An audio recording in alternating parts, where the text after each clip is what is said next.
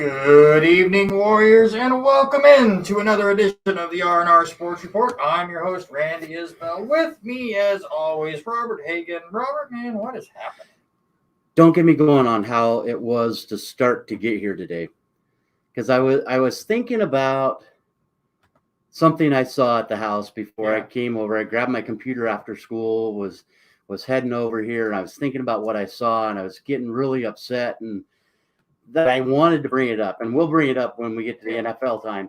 But it just irritated me, and I'm thinking about stuff, and I'm thinking, and then I almost hit a deer coming up 11th Avenue. Oops.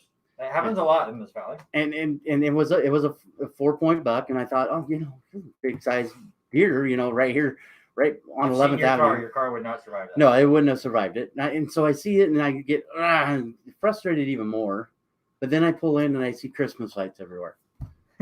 So let me tell you, it was the realm of ticked off at an NFL coach to being almost hitting a deer, which I could use a new car. We all could use a new car, and then to see Christmas lights. 'Tis the season, sir. We're time to be thankful. Slightly early on the season, but it is the season or something. Yeah.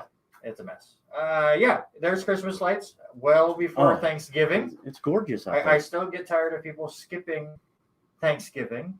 My stomach is ready for Thanksgiving. And somehow, even though I had no input in the matter, we are hosting Thanksgiving this year. What time's dinner?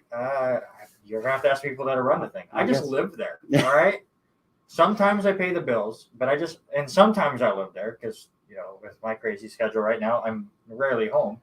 But my sister and her family will be in town, and my mom's place is too small. And they're like, hey, they're just going to want to hang out with Chase and Adeline anyways. Yep. So let's just have Thanksgiving there. So I somehow got roped into hosting Thanksgiving. So is your Christmas tree up yet? No.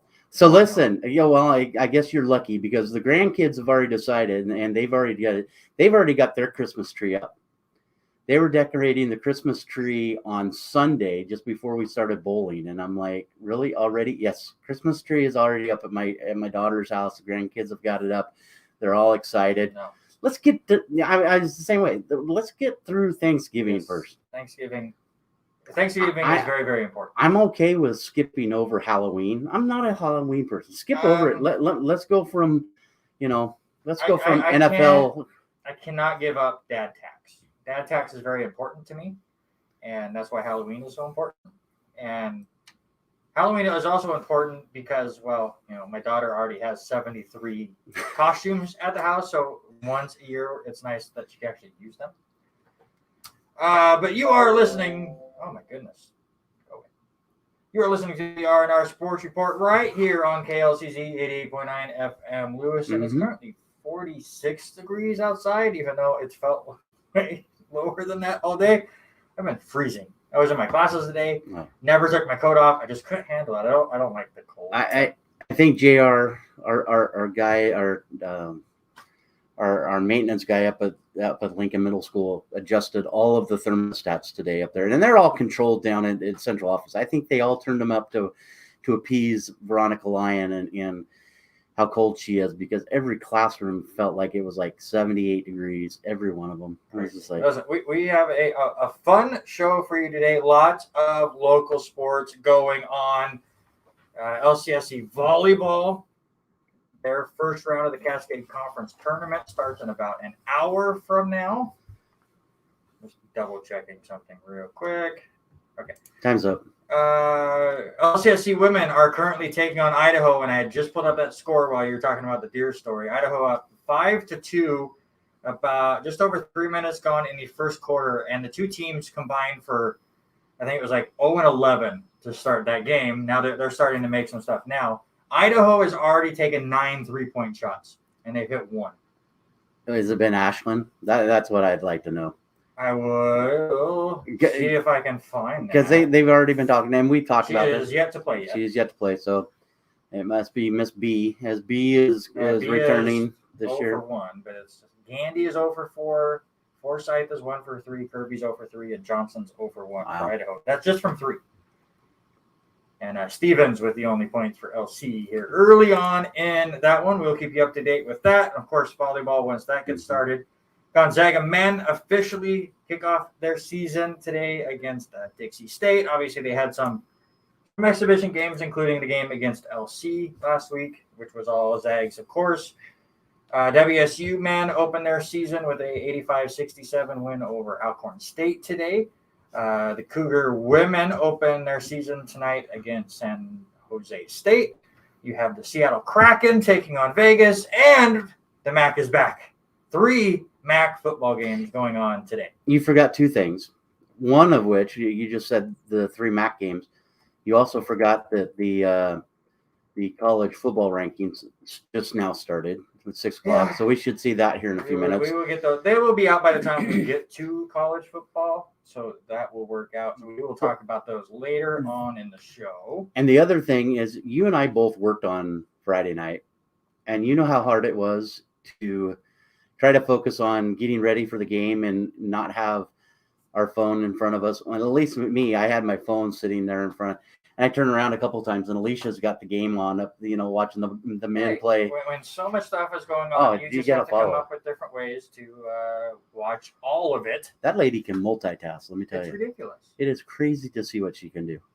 So I've done all these volleyball home games, but Saturday was the first time we actually had a conversation that lasted more than 2 minutes, because it's just been a hi-bye as she was off to her next stuff. Even then, it was, she didn't have any of her interns because cross country had their you were all gone. Their conference tournament, and basketball was playing Gonzaga, so she was still doing all that stuff. But we were able to talk a little bit before the game. Let's get into the NFL, because like I said, we have so much to get to, and let's start with Homer headlines, and let's start with my New York Jets, who did lose to Indianapolis, which I think most people expected. My headline is, this is why we cannot have nice things. Listen, everyone teased me about Mike White. And Mike White this, and Zach Wilson, he's going to lose his job to Mike White. And what does Mike White do? He goes out, and he struggled his first drive, goes out on the second drive and has this beautiful long drive, scores a touchdown to tie it up at 7. And then they're showing him on the sidelines holding his hand or his arm. Mm-hmm. I don't get to see any of this because my son and I went to the Dude Perfect show, which I'm rocking some merch. So I was listening to it on the radio on the way up there. So luckily I didn't get to watch most of this game live, but I did hear enough to know that Mike White then got injured. And Josh Johnson, our third-string quarterback, goes in there. And he plays okay, I guess, in the fourth quarter, but it was all Indianapolis completely. And it's just, and then Marcus May, who was rumored that the Jets might trade before the trade deadline, they don't move him, and now he's out for the year after a torn Achilles. So listen, anytime the Jets even think, it's like, oh, you know what, we have a quarterback controversy, even if we do, which we don't, but even if there was, that's a good thing to have. Right, always. A good quarterback battle between 2 young quarterbacks. We'll get the best one out of it after this year, or whatever. We'll move on. No, never mind. Mike White's hurt. I can't. Being a Jets fan is really, really brutal. It's like the moment you get any kind of an inkling of, hey, things are turning around, somebody gets injured, or somebody runs into the butt of somebody else, or insert other Jet meme. Jet puns. All right. But all right. you even have, don't you still have Joe Flacco? He's hanging out. He's on the practice squad. They'll probably pull him up this week too. Well, I'm it just looks saying. like Mike White will be able to play. Zach Wilson, they're waiting for him to get to 100%, but he doesn't seem like he's that far away. But I would rather have. I told you I had no problem with the re-signing of Joe Flacco. They've got him down as far as the veteran. They've got him all the way down at 4th string. So and I'm looking right now. They've got both. Questionable for Wilson and White, so it'll be interesting. I believe it'll be White against Buffalo, and then we'll see after that. All right, let's hear your Homer headline for your Baltimore. They came out and they looked extremely flat to start. They do start. Do we get plug the way down? And get a nice opening field goal from Tucker to start the game. You they do stall out, but then all of a sudden it's like there's no offense, nothing. Finally cut it to a 7-point and come out of halftime, and first play, there you go. Let's give up a kick return for a touchdown. That's not the way we want to come out of break, but insert prior MVP Lamar Jackson, and he just decides he's going to take over and starts with a great day. I mean, he had 270 plus, 3 touchdowns, 100 on the ground. I mean, first quarterback to do that in a long time with three touchdown passes, and gets back into it, and he just looks really good. The bad part is it took pretty much till the fourth quarter to finally get Hollywood going, and just he doesn't look like he has just found his groove yet, and that's the tough thing. I'm struggling with these wide receivers. It seems to be the Mark Andrews show. Even with Bateman coming back, I believe this was his 3rd game, and he didn't even look all that impressive. And I don't know. It's been that team is built on the running game and has been for years. And to see Le'Veon Bell run the ball, you see you've got Williams that was the draft pick. He's running, but not near as much. Devonta Freeman. It has been a whirlwind of running backs. So. Question for me is thinking, okay, we get down towards the end. Are a couple of these guys who are they going to hold on to starting all of them next year? I mean, that's 5 guys there that. When you're running the ball 77 times a game, like Baltimore does, 90 plays. They ran the ball 9. They had 89 offensive plays on Sunday. Yeah, that's the Baltimore formula. Is we're going to run the ball, pound it up the middle. Use Lamar Jackson to kind of keep you off balance while still running the ball. And he can throw. I'm not going to say Lamar Jackson can't throw. I'm not going to be that guy. But, I mean, that's their game plan. Right. And then by the fourth quarter, you saw it with Minnesota. You're going to be tired. Mm-hmm. And then that's where you take care of business. It was kind of like the Derrick Henry factor, but with, unfortunately, instead of using one guy, it takes Baltimore 5 guys. And Dalvin Cook's first 2 runs were pretty decent runs. And I'm thinking, oh, God, here we go again, and can Patrick Queen, dial in on them and make the stop. Bad thing is we are going to lose Elliott for the rest of the year. I mean, with all of his injury, and so the injury bug bites us again. Yeah, that's every team, especially these days. All right, let's get into the other games that happened throughout the NFL, which, it was a pretty boring week. Nothing. There's other games. Important happened. Yes, there was plenty of other games other than your game, because Baltimore did survive their upset attempt. Many other teams did not. How about the Dallas Cowboys giving up the first 30 to Denver, which killed so many people in your loser pool, myself included, and gave me my first loss in the kickoff eliminator pool, which was really, really disappointing. So you had that one where, listen, Denver looked like the far better team. Are they the better team? Of course not. I don't think they are. Just teams are going to come out flat sometimes. That was it for Dallas. Another semi-upset. But you have to think about this, and you and I were both standing there when we made the comment. Mm-hmm. Was Cooper Rush probably the better choice to have had that again? I mean, Dak, I think you give Dak one more week.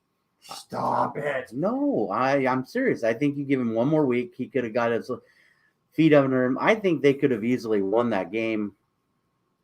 Give Dak one more week. He should have, and let Cooper try to pull. Are you serious? Yes, I'm 100% serious. So when Lamar loses his next game, are you going to go for the backup? Oh, we already lost one of those other backups, so we're down to just 2 guys. So Flacco back? No, I don't want Flacco. Stop worrying about when one player loses a game, that all of a sudden they should lose their job. Actually, that'll make me jump out to another one, which I was going to hit some of these other ones. But speaking of losing their jobs, remember 3 weeks into the season, and you, along with everyone else, were making fun of me as a Jets fan, going, "Ha! Look at this. I never Sam made. Darnold leaves the Jets, and No. all of a sudden he's 3-0. I like And that. so start. good. Sam Darnold now leads the NFL in interceptions thrown, doing exactly what he was doing for New York. And you're talking about Dak might not have his job, which Dak is was insane. Dak was injured. Give him one more week to recoup and then come back. I think he could have had one more week. It's the same thing as another one we're going to talk about here in a minute. But I think. But the point stands, Sam Darnold might only have one more week left as a starting quarterback. Period. Man, there's so much going on down there. They rely way too much on McCaffrey, and McCaffrey had 100 total yards, but 50 on the ground, 50 on the others. He is your offense. Yeah. Especially when Sam Darnold's giving it up on 3 straight possessions and one being returned for a touchdown. Yeah, don't remind me of that one because that one made me mad because of my starting defense on fantasy. Speaking of turnovers, Matthew Stafford with back-to-back interceptions, one while being spun around in the end zone where he just decided to throw it up to be intercepted at the 5-yard line. And then his next pass gets brought back for a pick 6. Rams aren't able to recover. They lose to the Titans on Sunday Night Football 28-16, which is another shocking result because I think all of us thought the Titans were going to take a step back, which I still think they did. You look at the stats, the Titans did very little offensively, but when you have one drive start at the 4-yard line, and then your defense just scores another touchdown right after that, you don't really have to do much. But again, as far as same with Dak, I'm not worried about Stafford. Everyone's going to have games like this. Right. But that pass, though, I mean, I would have taken the sack there. You look at him, it looks like he's getting ready to throw confetti. Hoo-ah! There we go. That's what it looked like. He was falling over. He threw confetti right for the Titans. Celebrate turnover. How about possibly the biggest upset of the week, but possibly the biggest upset of the year? The Jacksonville Jaguars don't score a touchdown, and they still beat the Buffalo Bills, who have outscored their opponents by more than 100 points this year. Jacksonville wins that game 9-6. And my only question to you, Robert, is the Manning brother curse real? It's got to be a little bit. It must be. I mean, we finally moved Buffalo out of the top 5 of our power rankings. They slipped all the way down to 5 with that loss. It's got to be something. I don't know. I have not had enough time to sit down and listen to a call by those two guys. I've had something going on, so when I get home, the first thing I do is I just turn on the regular ESPN of it. But do you? I don't know if you call it a curse or not. So here you go. Here are my beliefs and my evidence. That's the word. I don't know why I get on the show and then I lose the ability to English. But here is my evidence that the Manning Brothers show or the Manning cast is a complete curse. That is worse than any Madden curse ever.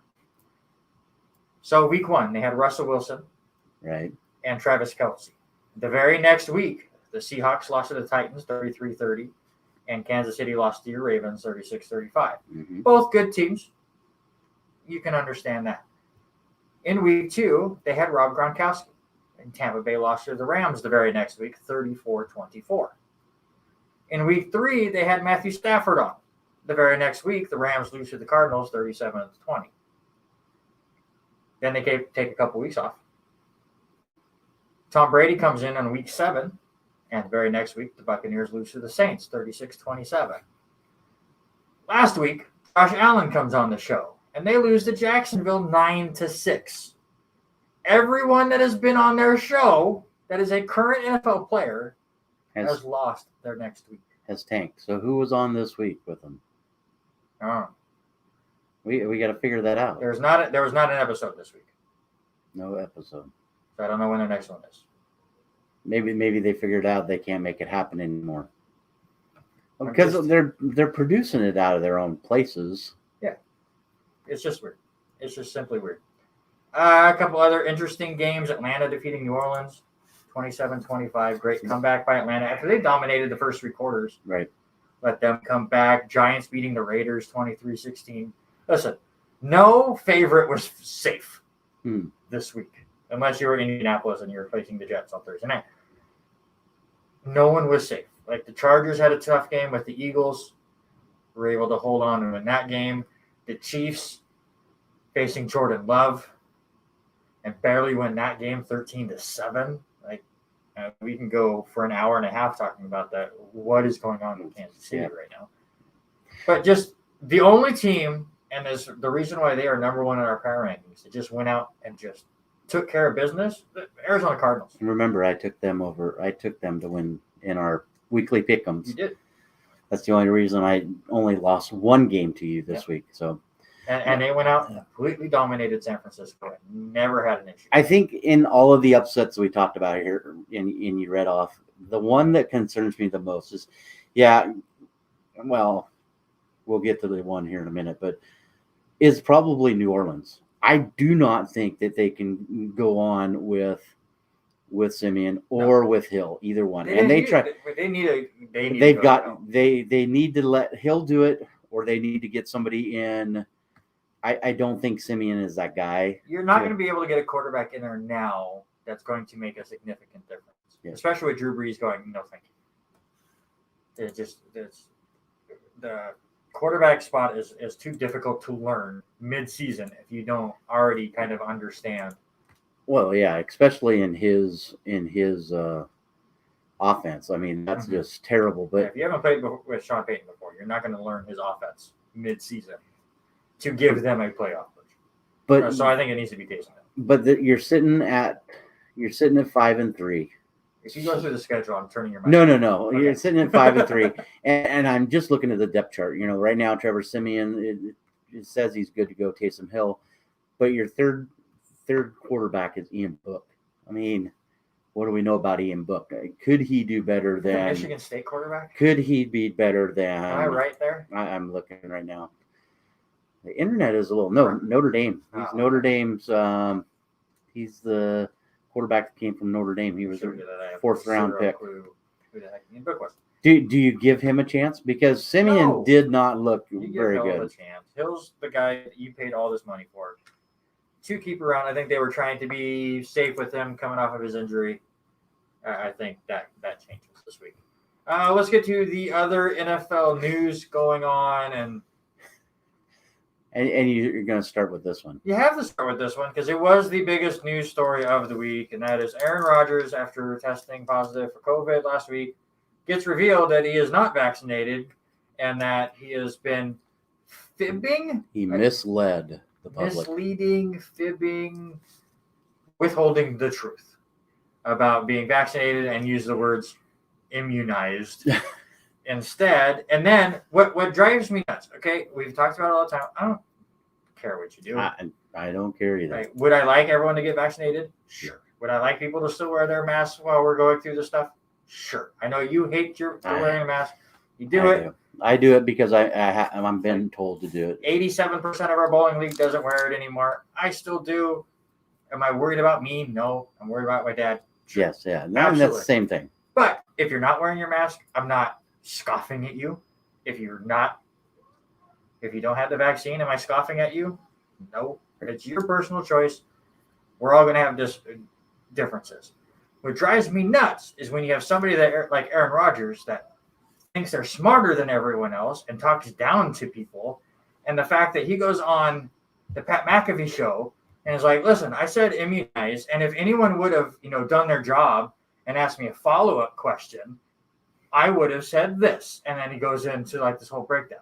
No, you wouldn't have.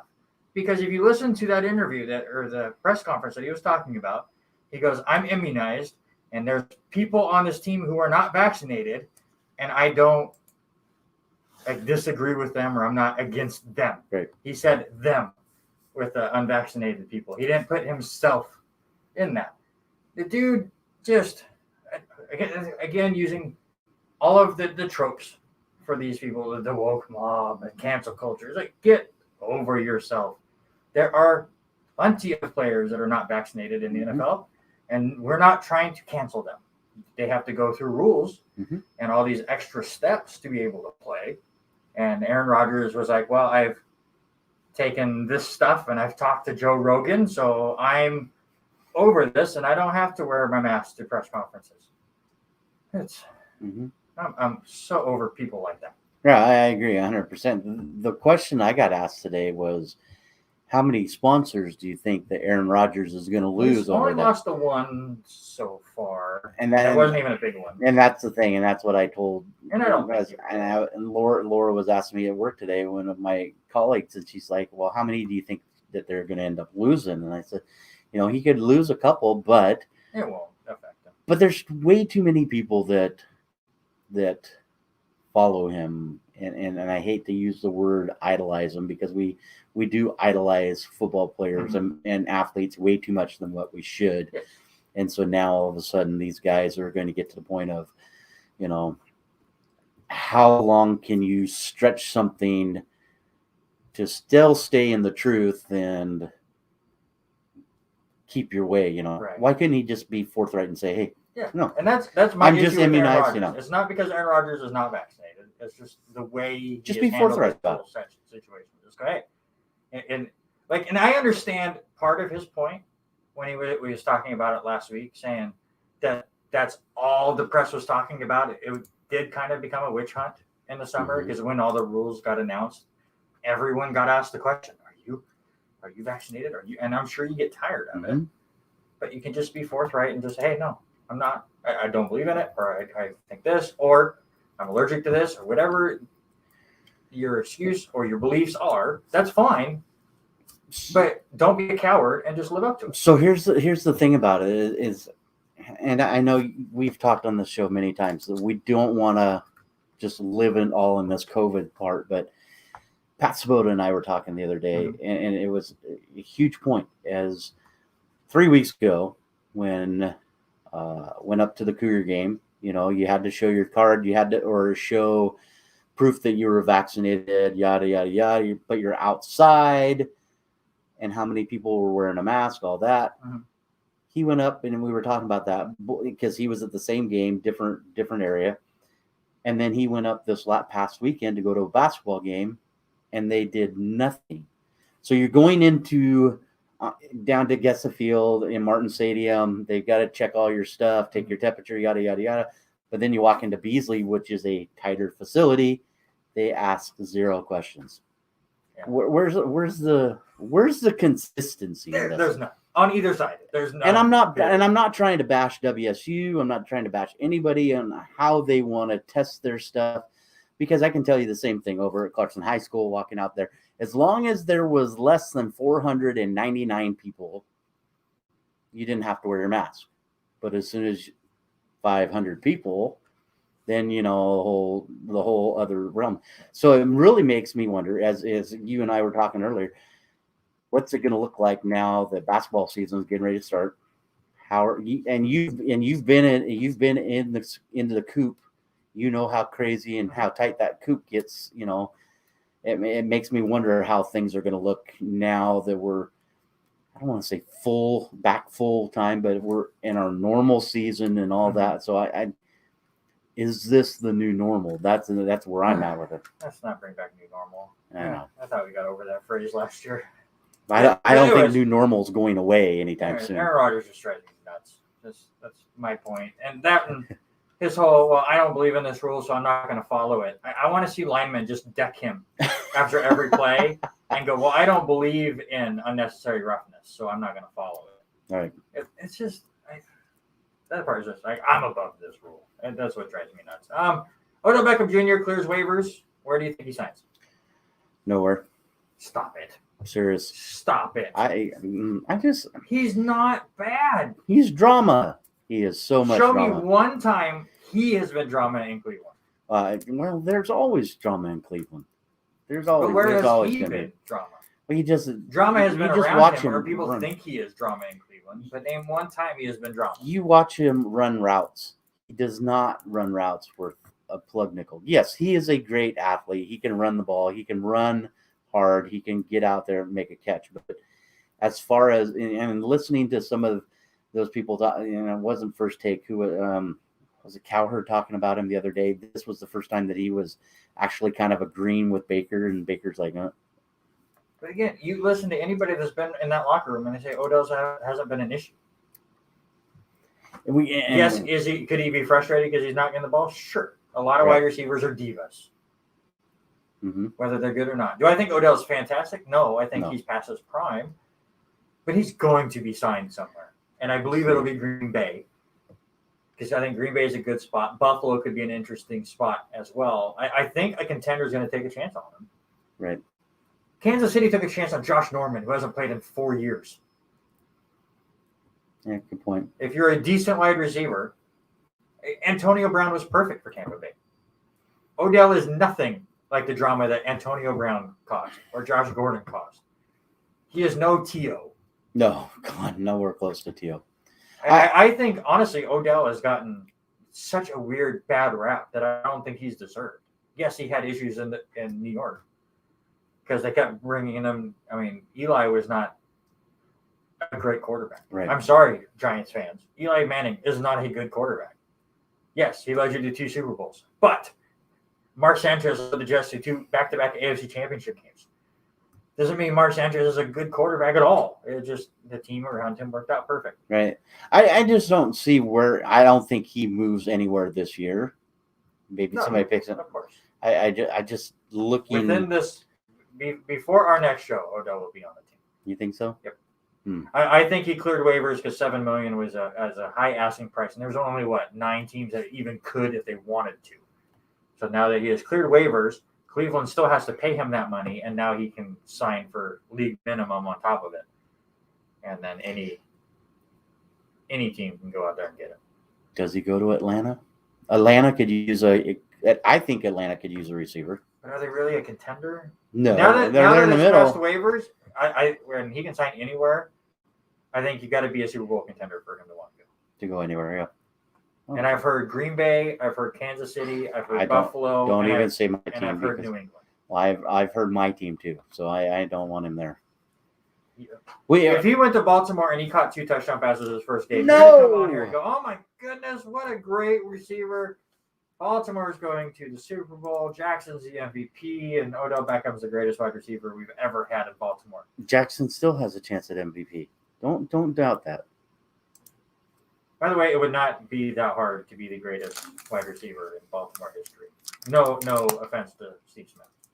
I don't think Steve Smith was the best one there. Who?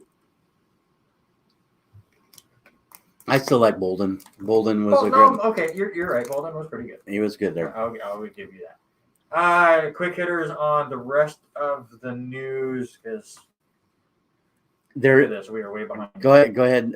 There is a video. I will be watching it when I get back. So the thing that made me mad on the way here, I have to bring it up, was Mike Tomlin. Mike Tomlin's comments on the taunting call. He agreed with the taunting call, even though nothing. And I'm like, dude, yeah, you're going to agree because you benefit from it. Yes. They were punting 4th and long. Should have punted 4th and long. If I'm Mike Tomlin, that was the greatest call ever. I just can't stand that guy anymore. I mean, you couldn't stand him before because you're a Baltimore fan. And he tried to knock over Jacoby Jones years ago. Oh, I was standing too close. Sorry. Hey. Yes, you took a step out there. He had a smile on his face. He's the biggest cheating coach I've ever seen. You forget Belichick's still out there. Go ahead. Hold on. Whoop. Whoa, hold on now. That's a whole nother story. Now, whether Tomlin's a fantastic coach, maybe not. I think he's a good coach. And listen, I don't disagree with him. If the call goes perfectly for my team, that's a great call. Jets beat the Bengals because of an unnecessary roughness, because they believe the defender for the Bengals hit our receiver in the head or helmet to helmet. But you watch the replay, and it's the Jets guy that leans down to cause the helmet to helmet. But you know what? Good call, ref. Help the Jets win. That's a good call. So, yeah, of course. And the thing about it is I was moving a pool table last night right after work from school. And so I only caught the 4th quarter. And you and I were talking out there in the Commons a few minutes ago. it's the fourth quarter was a great quarter watching that game. It was a great game. Yeah. I mean, The whole game was a good Monday night. Hats off to Justin Fields. And that was one thing I put in our power ranking notes was Justin Fields had a great game. Yeah, he had a good game. He was only like 56% on his passes, but he was almost 300 yards passing. He threw some good passes. He threw some decent passes, made some smart choices. He still made a couple silly ones, but for the most part, he looked pretty good. And then all of a sudden you see, there's another flag. Well, there's another flag. There's another flag. Listen, I did say we were doing quick hitting news. And yeah, I spent know. 4 minutes on this. Russell Wilson has been cleared to return. Do you think that's going to be big for Seattle against Green Bay this week? I think so. Our buddy Bill is going to be at that game, and he is flying out up here on Thursday to go watch that game in Green Bay. So it'll be interesting to see his reaction and his there to Lambeau. Raiders part ways with 2020 first-round pick Damon Arnett because there's not enough drama in Las Vegas right now. Multiple off-the-field issues, including multiple lawsuits, including one that was recently filed over an alleged hit and run in October of last year. So this is the Raiders of old, apparently. I was going to say, is the Vegas Raiders a dumpster fire right now? I mean, they didn't win this week, but they just keep winning. They're 5-3. So everybody's 5-3. It just seems that way. It's very, very tight. It's very close. And then Frank Gore is going to fight former NBA player Deron Williams before the Jake Paul Tommy Fury fight on December 18th. Are you going to watch that? No, I think I have Christmas that day. I don't know. I'll watch anything other than that. I might have a doctor's appointment that day. Do Randy's Believe It or Not. But before that, let me tell you, you are listening to the R&R Sports Report right here on KLCZ 88.9 FM and KLCZ.com. You can also check us out on the R&R Sports Report Facebook and YouTube pages, and that's where you can interact with us and leave comments and have a good time. We haven't got any yet today, but, it is November and it's cold. People come and go. Robert, you find something fun to talk about? Yeah, I the top one, the important one. Well, the one I saw there. The important one. Which one? At the top. It's important. It's that time of year again where you are starting to register for classes for the spring semester. Meet your advisors for from November 8th to the 12th of November from 8 a.m. to 11:30. Over at the registrar's office. Get signed up for your classes, guys. Yep. Seniors were Monday, juniors were Tuesday. Me as a sophomore, I register tomorrow, and then freshmen can do it Thursday. How many classes are you going to take this time? Oh, jeez. I'm taking 6 classes next semester. 5 of them are online. Okay. It drives me nuts. I don't like taking online classes because it's too much personal responsibility for me to get my stuff done. I'd rather just have it all lined up. But that's if I can get them all. There's currently one class that I'm scheduled to take that only has 2 seats right now. Ooh. And I have to wait till the morning to be able to register. So I got to get up early and make sure I would say make sure you're up and ready to go. But with doing that, I will have finished all my core requirements by the end of my sophomore year. And then it'll all be the cool degree style ones. So I'll have fun the last couple of years. All right. Now let's get into Randy's Believe It or Not NFL Mid-Season Awards edition. I will tell you who I believe will be winning an award. I'm sorry. And Robert will say if he believes me or not. And let's not take too long on this because we were already. Are you trying to say I'm long-winded today? Sir. I'm long-winded. I almost hit a deer on the way. That's what. We're back to that. Yes, we're back to that. Welcome to the R&R Sports Report. Today on today's show. Traffic conditions. Oh, yeah. Here's Robert with the weather. No, you just did the weather. It's cold. There you go. All right. We've lost it. Actually, a quick update. It's about halftime in the LCSC. What is about halftime? 30 seconds to go. Okay. Idaho is crushing LCSC. Unfortunately, Idaho is winning 50-20. Jeez. In that game. Ashton Wallace has played 7 minutes and has hit both of her 3-point attempts. So Ashton Wallace for Idaho, 2 for 2, 6 points, 2 assists in the game. For LC, let's see. Your points leader right now is Broyles with 5. So it's been a struggle for the Warriors, for sure, against the NCAA team. All right, here we go. Mid-season awards, Randy's Believe It or Not. Dak Prescott has wrapped up NFL Comeback Player of the Year. I'm going to say no. The only reason I'd say no is because, and we talked about it last week, I just like, even though he had an off game this last week, Joe Burrow and Chase have been pretty good. I think that one's going to come down to those two guys at the end of the year. That's fair. Yes, Dallas has got a better record right now by a game, but still, I think it's going to be a coin flip. I can see if Burrow continues to do what he has been doing, that he can be in the running. I just think Dak's injury was the bigger story last year, and the way Dallas has jumped out. I feel like he has it wrapped up, but no, you make a very good point, Joe Burrow. Cliff Kingsbury is the NFL Coach of the Year. I think so. I do. You could say a couple of them, but for me, he's not sticking out like Stefanski did last year. Stefanski really stepped up the whole year. Cliff's there. There's a couple that I would throw there, but I think he's leading it. Yeah. The NFL Defensive Rookie of the Year at the midway point is Micah Parsons. This one was impossible for me. Yeah, I would think so. I mean, I know what Surtain's doing for Denver. I mean, I think it'd be between those two. Your NFL Offensive Rookie of the Year is Jamar Chase from the Bengals. 100%. I think Mac Jones probably is second, but is a long second right yeah. now. And your NFL MVP. You're jumping over defensive player? Oh, did I skip defensive player? Yeah. My bad. NFL Defensive Player of the Year, Trayvon Diggs from the Dallas Cowboys. No. Who you got? Myles Garrett. Myles just looks way better. I could even say defensively, you could look at besides Garrett, you could look at possibly, and I say this name just because I watched him play last night and he played really well, was Roquan Smith. I mean, you could say either one of those two, but I'm going to leave more to Myles Garrett there. All right, now let's get to your NFL MVP. It's Tom Brady. No. Definite no. Definite no. Definite no. I mean, he's second in most of the numbers. Yeah. I'm not going to give it to Stafford. Yes, Stafford is having a great year. Who do you got? I'm giving it to Stafford's buddy, though.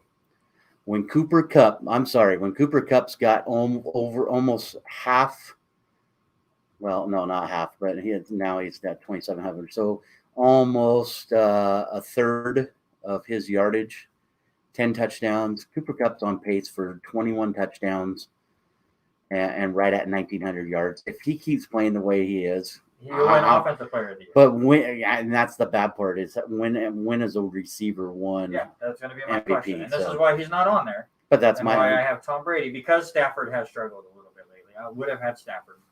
And I think Stafford is definitely in the mix. There's definitely a lot of people in the mix right now. I think MVP is, we're only halfway through the season anyways, but it's kind of like the playoff races right now. It's completely wide open. Mm-hmm.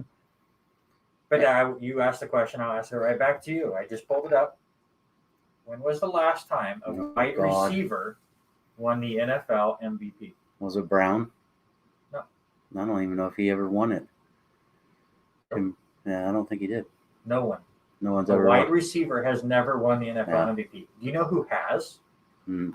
Mark Mosley, or whatever you say his name, in 1982 for the Washington, now football team. Do you know what Mark was? A kicker. Yeah.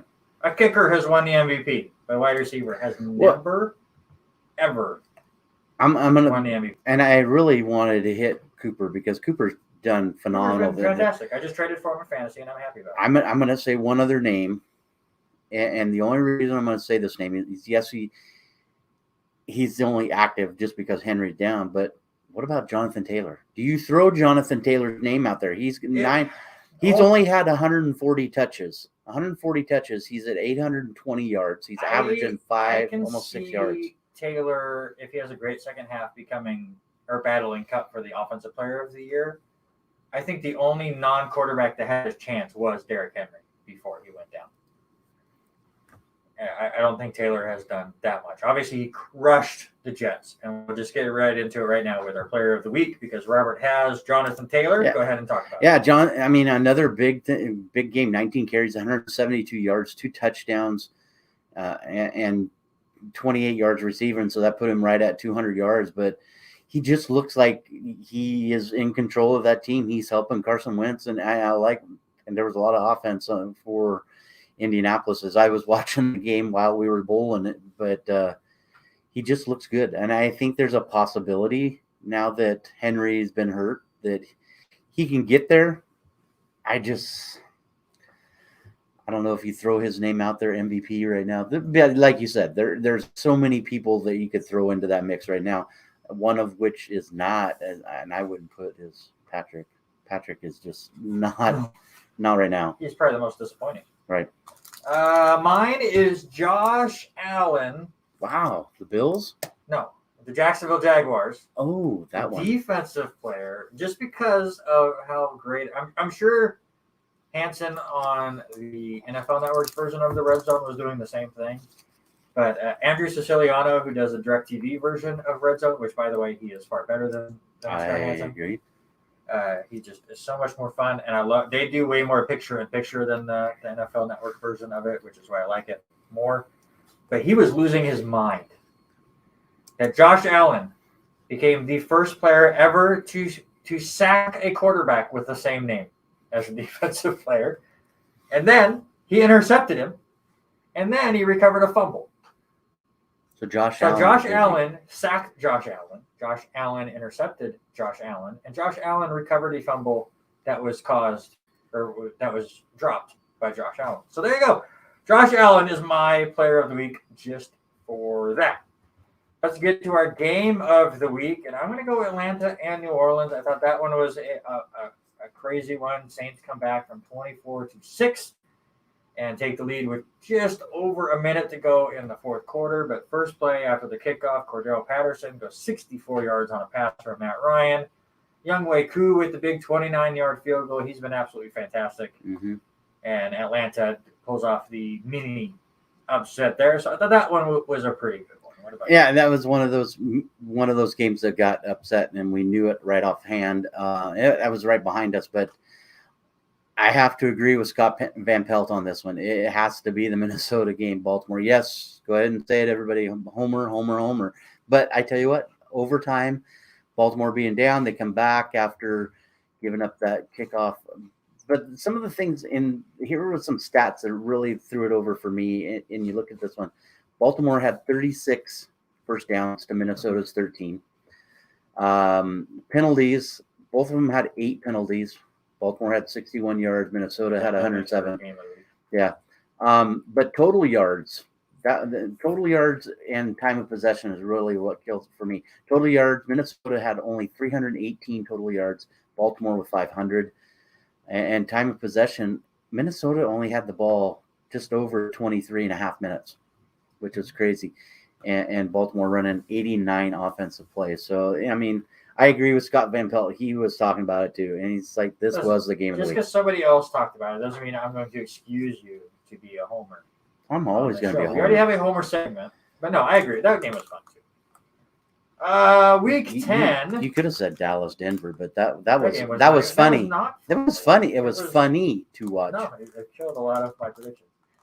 Week 10 game to watch. Give me Cleveland at New England in a battle of two teams that I am still on the fence of whether they are in contention or not. Mm-hmm. Right. I have more faith in New England than Cleveland right now, but Cleveland looks pretty darn good against Cincinnati. And again, what we learned in week 9, anything can happen on a Sunday. If Jacksonville is going to beat Baltimore or Buffalo without scoring a single touchdown in the game, anything can happen. So, but Cleveland, New England, right on that fence for me. I think that's going to be a fun game. For me, I'm still so intrigued with how bad Kansas City offensive struggles are. And they're going to be on the road to the dumpster fire Las Vegas Raiders on Sunday. And they started out crazy, and I thought that was going to be the division that we were going to have issues with this year. And so I still think it's going to be one of the bigger games of the weekend. So Give me Kansas City, Vegas. That's another good one. All right, let's get to our weekly pick'ems where I finally won a week. I gained one game on Robert. I go 9-5. He went 8-6. You still have a 10-game lead on me. Oh, I know. Got a long ways to go to cut into this, but I will not be gaining on you on Thursday night football because it is Baltimore at Miami. And even though I always say home team on Thursday night, there's a good chance Tua doesn't even play in this game. No, thank you anyways. Give me Baltimore. Yeah, I haven't even talked to our buddy Richie yet to see if we're going to have our hat bet or not. He probably will say no, as he dogged out from the year before. And this is a duh for me. Give me Baltimore on Thursday night. And nobody better call me on Thursday because I'm going to sit and watch the game in peace and quiet at my own house. That's not allowed. Let's get to some local sports. Is Clarkston Football. Their season is over after they lost in their 3-way playoff to East Valley 10-7.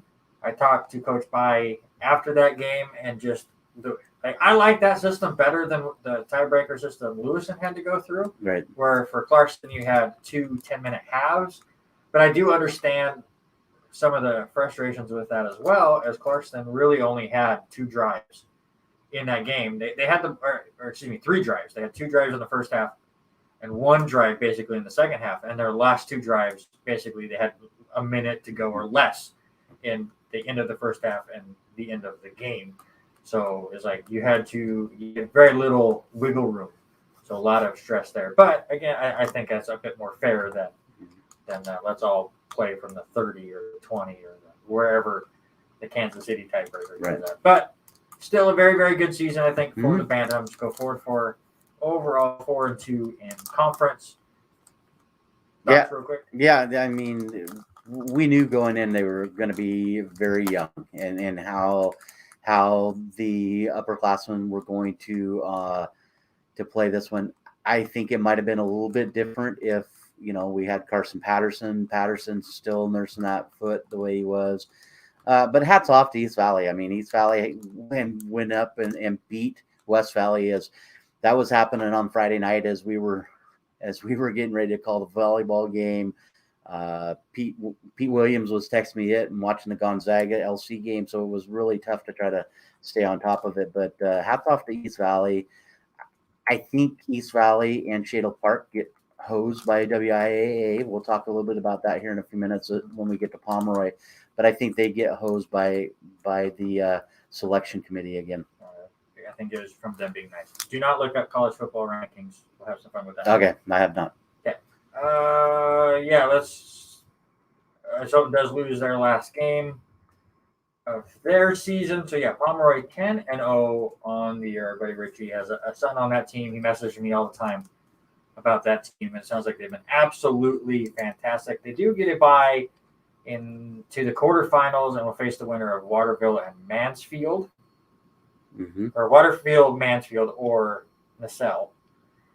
They do get the 4th ranking in the 1B, which I agree with you. I think that's a bit of a slight because they were outscoring teams by like 60 points a game, and they did almost all of that in the first half. So that was the thing is we know that is because our buddy, his kid is playing for him, but most of the starters never went into the second half. Some of them didn't even go into the second quarter. But the lowest scoring game offensively they put up was against Deary, and they won that 50-0. That was their lowest point total they had. 84, 50, 58, 74, 104 against Touchy.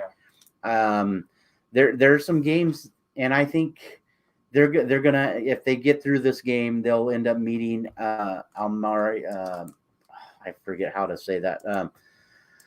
Almara Cooley Heartline in the semis, but after they face Waterville, Mansfield, or Nacelle. But hey, I think they kind of got slighted there. Listen, nobody listens to our show anyways. Okay. So my plea will be falling on deaf ears. But please, I understand, especially in these divisions, a lot of schools combine to create a football team. Right. Or a basketball team, or whatever sport team they need to create.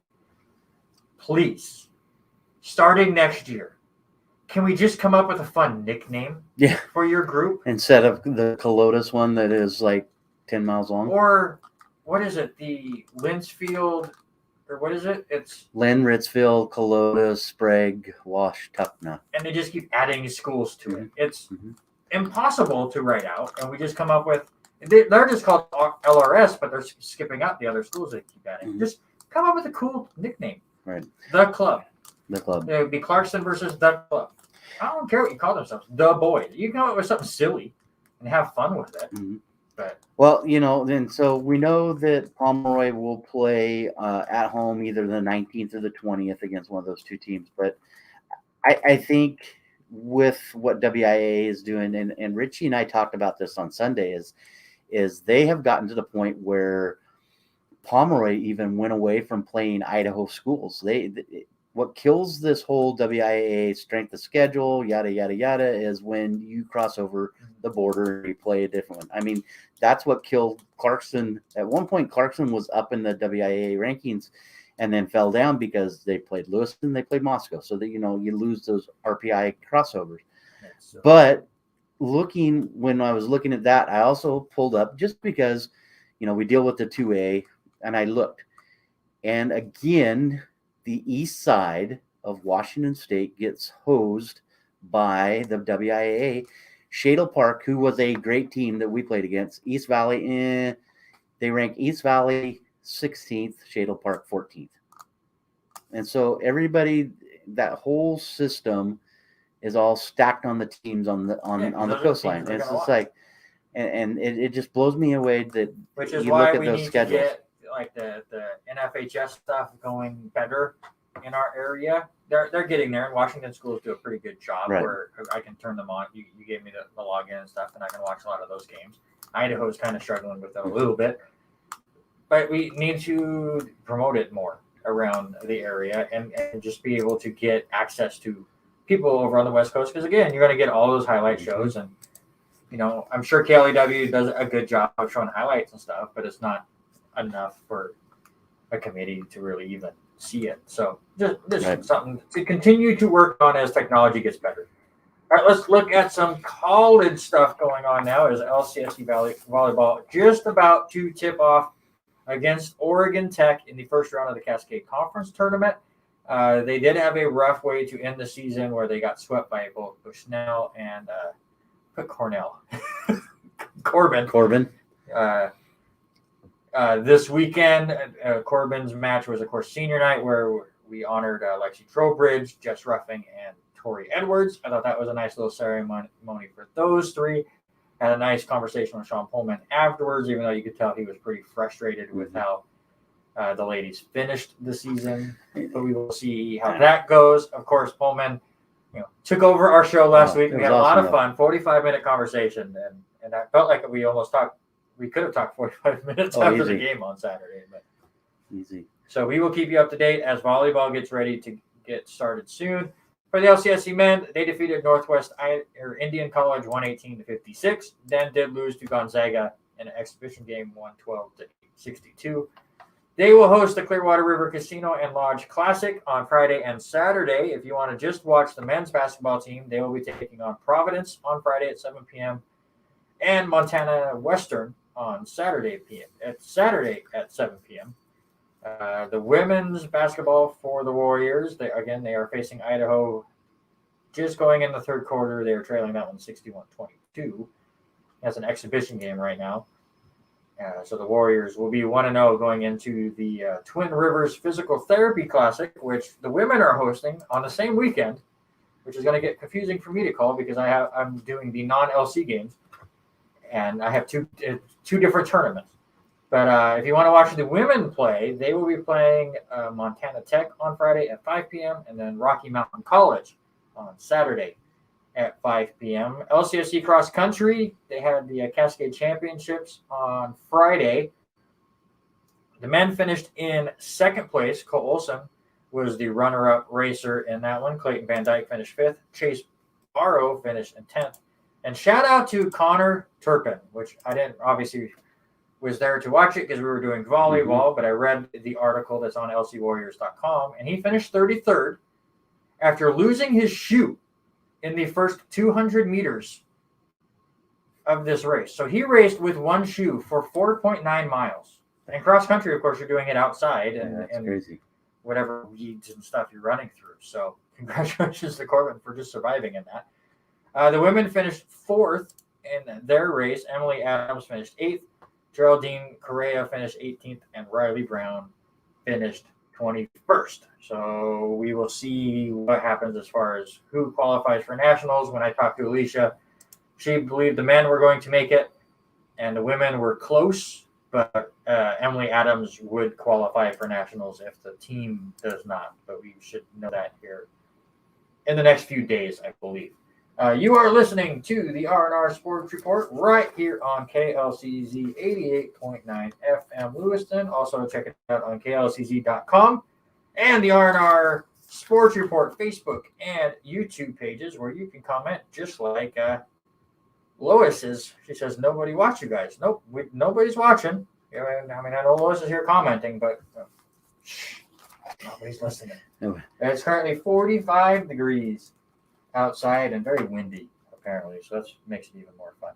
You find something fun to read over there? Well, everything that I looking at is all about stuff you just covered with basketball this weekend. What about the Smash tournament? I don't see anything about Smash. Here. I'll let you saw read stuff that on the Smash earlier. All I saw was bingo a minute ago. Maybe I missed over. Smash Club is back at it again with Wi-Fi Warrior Wednesday on the 10th of November from 5:30 p.m. to 8:30 p.m. Join us on Wednesday for some online play. It's just for fun, so don't be shy. Contact Bryant Cano at BUCANO at lcmail.lcsc.edu for more information and to exchange friend codes. Also join our club's Discord using a ridiculous link. So I'm not going to post that. But if you get a hold of that email, again, that's BUCANO at lcmail.lcsc.edu and talk to Bryant, you can get in with some Smash Brothers fun. You ever play Smash Brothers? I never did. Oh, fogey. I am. I'm old. I mean, the one thing that I keep laughing about, I keep seeing memes about here lately was Duck Hunt. I remember when Duck Hunt and Mario Brothers came out. The Duck Hunt dog and Duck are in Smash Brothers. You can play as those characters in the fighting game. And Duck Hunt was all about, and I never knew that you could control the duck with the second controller. Did you know that? Yeah. I see. I had no clue. I didn't know that when I was a kid, but I know that now. Quick update. Right now they're going through all of the pregame stuff for the Warriors volleyball game. You can check that out. There's a live stream service on lcwarriors.com. You can follow the link. Definitely check that out after our show, please. I would say I have it loaded up on ours right now. There you go. All right, let's get into college football. As Washington State had a bye week, they will take on Oregon on Saturday. Idaho, man, Rashawn Johnson, what a day in the 42-24 win against Southern Utah. He has 6 touchdowns. He scores all 6 times. Crazy. For the Vandals, 30 carries, 174 yards. They take on Montana State on Saturday, and it's the same Montana State team that just beat Eastern Washington in Eastern Washington 23-20.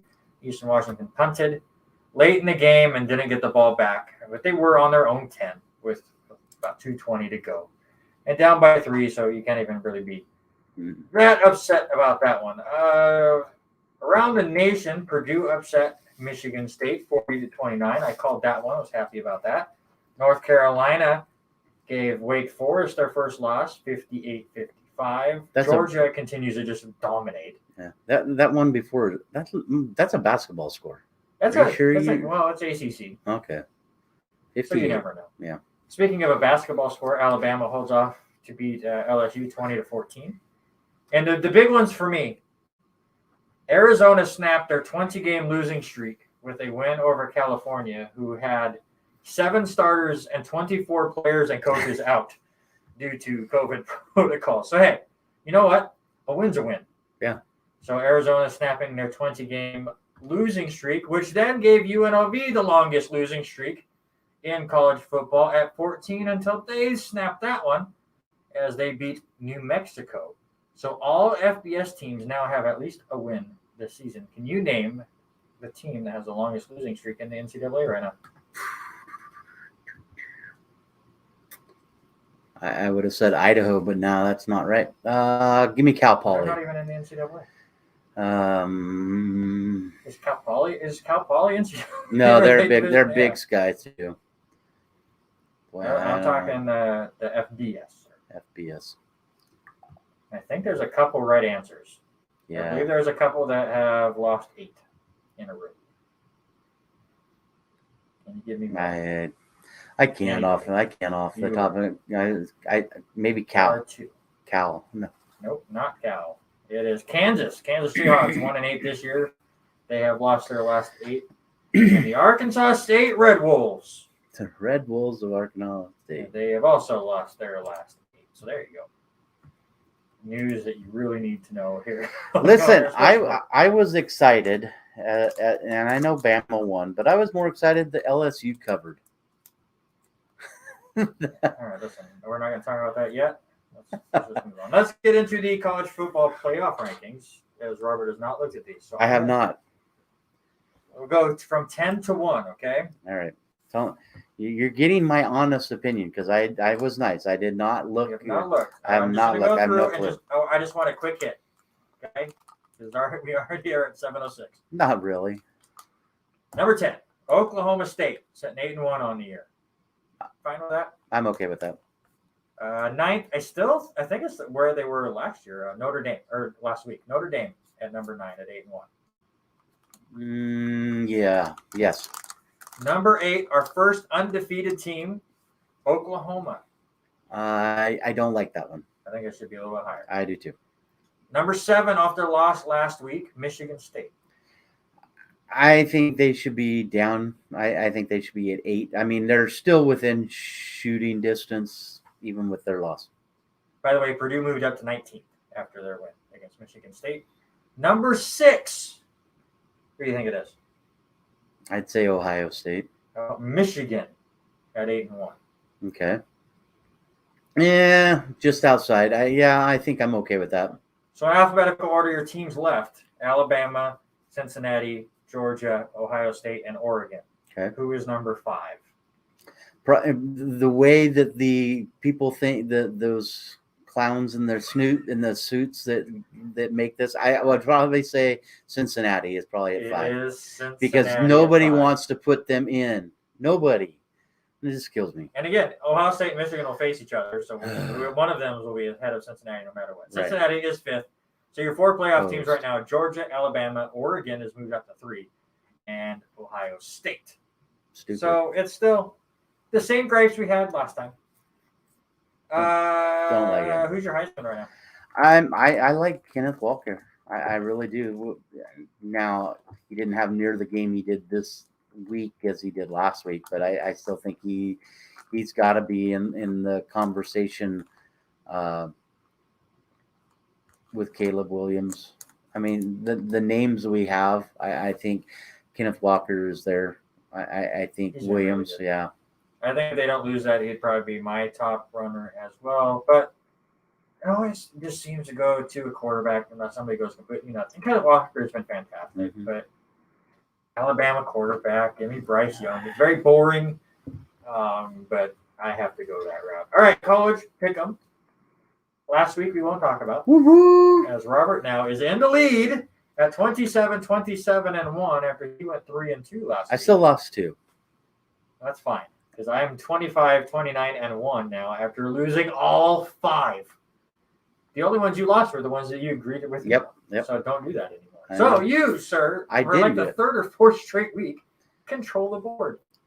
And it's just awesome now that I lead in both the college side and the NFL. So I have learned that every time we do anything, you just crush me in it, except for our drafts. Yes, I think you're right. Except for this week, I crushed you in all of our little drafts. No. Everything else, our predictions at the end of the year, our team drafts, our pick'ems. Your mascot got chopped down by the Cougars. Just saying. The mascot was not on the field, sir. The team got beat. It had nothing to do with the wonderful real life tree that is the mascot for Stanford, even though they're the Cardinal.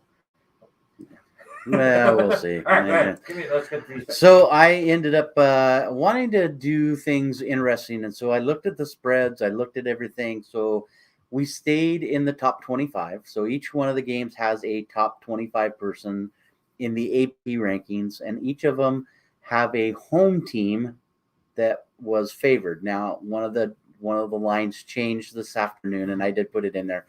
But we did it that way. So First game, North Carolina at number 25, Pittsburgh on Thursday, 4:30 FS1. Who do you got? North Carolina's had such an up and down season, and really the whole ACC have had a complete up and down season. I didn't go home team on Thursday night in the NFL, so I will go home team on Thursday night. College football, give me Pittsburgh. Pittsburgh is favored by 6.5 in that game. I think it's going to be close. I think Pittsburgh is going to end up winning it, but I don't think they're going to cover the 6.5. So give me North Carolina. The one that does change, number 7, Michigan, is on the road at Penn State. That game was a -1 to Penn State. It is now an even game for Saturday morning on ABC, 9 o'clock. Who do you got? Give me Michigan. I think the Wolverines, even though they do lose to Michigan State earlier on in the year, they still have a chance to make the postseason. I think they get knocked out at Ohio State, so they got to win to get to there so they can blow it again. So give me the Wolverines. Yeah, I'm going to take, just because I want to be different, I'm taking Penn State. Penn State has played really well, and the Lions are looking good. Morning game, and I think they have a chance here. I would make fun of you for picking against me, but again, I went 0-5 last week, so it's probably the smart one. Right. Later at noon on the Big Ten Network, it is number 20 Minnesota taking on number 22. This is the game that I have listed, I think is the best one of 2 ranked teams. Iowa is favored by 6. Who do you have in this one? Iowa was so boring to watch. This feels like, with them being a 6-point favorite, that Vegas believes that they are a much better team than Minnesota, and they might be right, but the way Iowa has been playing lately, it's just been kind of coming off the rails for them. So I'm going to take Minnesota, but out of these 5 games, it was my least confident, which is funny because you agreed with me. I think I am 100%. I think the way Iowa has played over the last few weeks, I am Minnesota. There's something about the Golden Gophers. Give me Minnesota. Like you, this is the only game you and I agreed on. So either we go for them. Well, we'll get to the scenarios later, but I'm going to jump over to the next one. We're going to go to Nevada is at number 24, San Diego State. Right now, San Diego State is a 2.5-point favorite on Sunday night. CBS Network. Who do you got? This one was tough. I think if it was at Nevada, I would have went with the Wolfpack. Give me the Aztecs just because they're the home team. Yeah, and I was back and forth. 2.5. I like the closeness of this one. It's going to be a field goal that wins it. Give me Nevada. I think they are going to pull the win out there. And last but not least, the one game that has the biggest spread on this one, the Washington State Cougars are at number 4 Oregon. It is the late night game for ESPN, 7:30 kickoff. Oregon favored by 14. Who do you got? Last time I took a big spread, it blew up in my face with Alabama, but I can't take the Cougars here. I do think Oregon will fall before the end of the season, and the Pac-12 team once again will not make the tournament, but I don't think it'll be here. And give me the Ducks. I think Oregon wins it, but I don't think they cover the 14. I don't know. I put it on there just because it was only a few years ago that you were up on campus for the college game day, and so this was one that Corso had taken. I'm curious to see what he does on Saturday with this one. So you and I have 4 games different, 1 game the same, Minnesota. It will be interesting whether or not what the outcome will be. Score updates for you. It's been all Idaho against LCSC nearing the end of the third quarter. Idaho up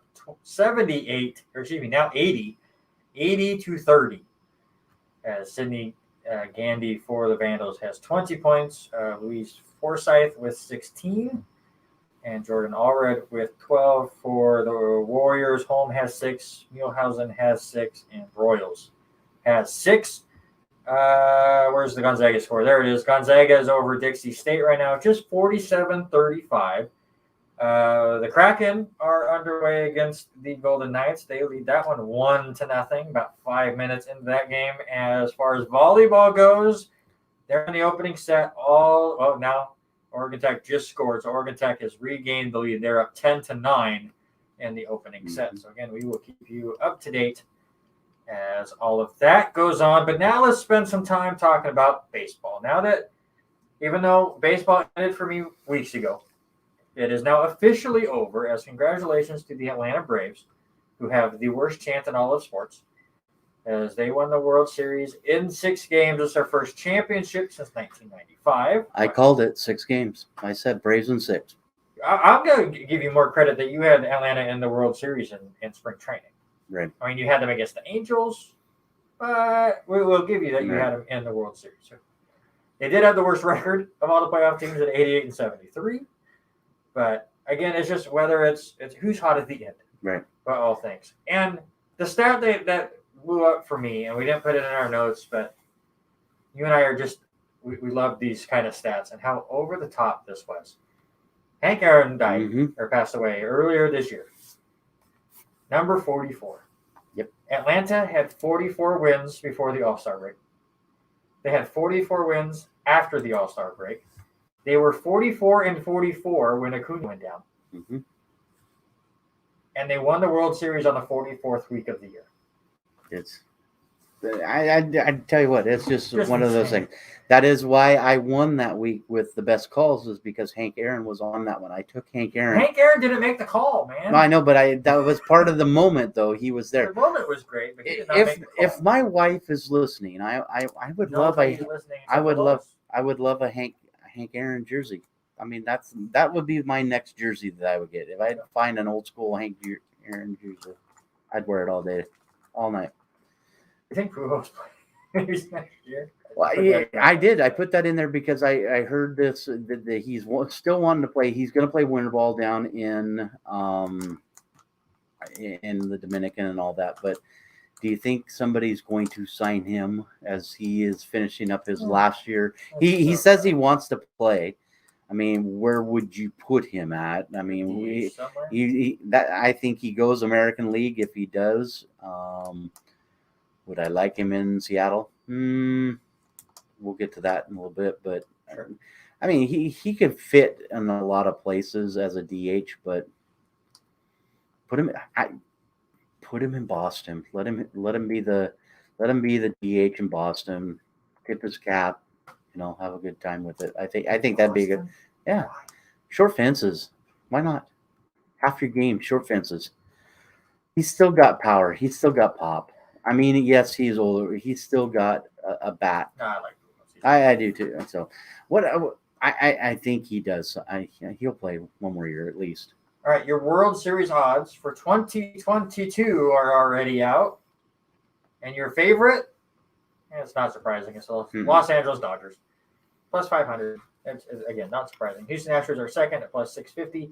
Yankees are third, which is kind of surprising to me, at plus 950. Though I guess as far as odds go early on, I'm sure they get a lot of Yankee money, and they just want them to get it in there. Atlanta, who obviously won the World Series last week, is the fourth favorite next year at a plus 1,000.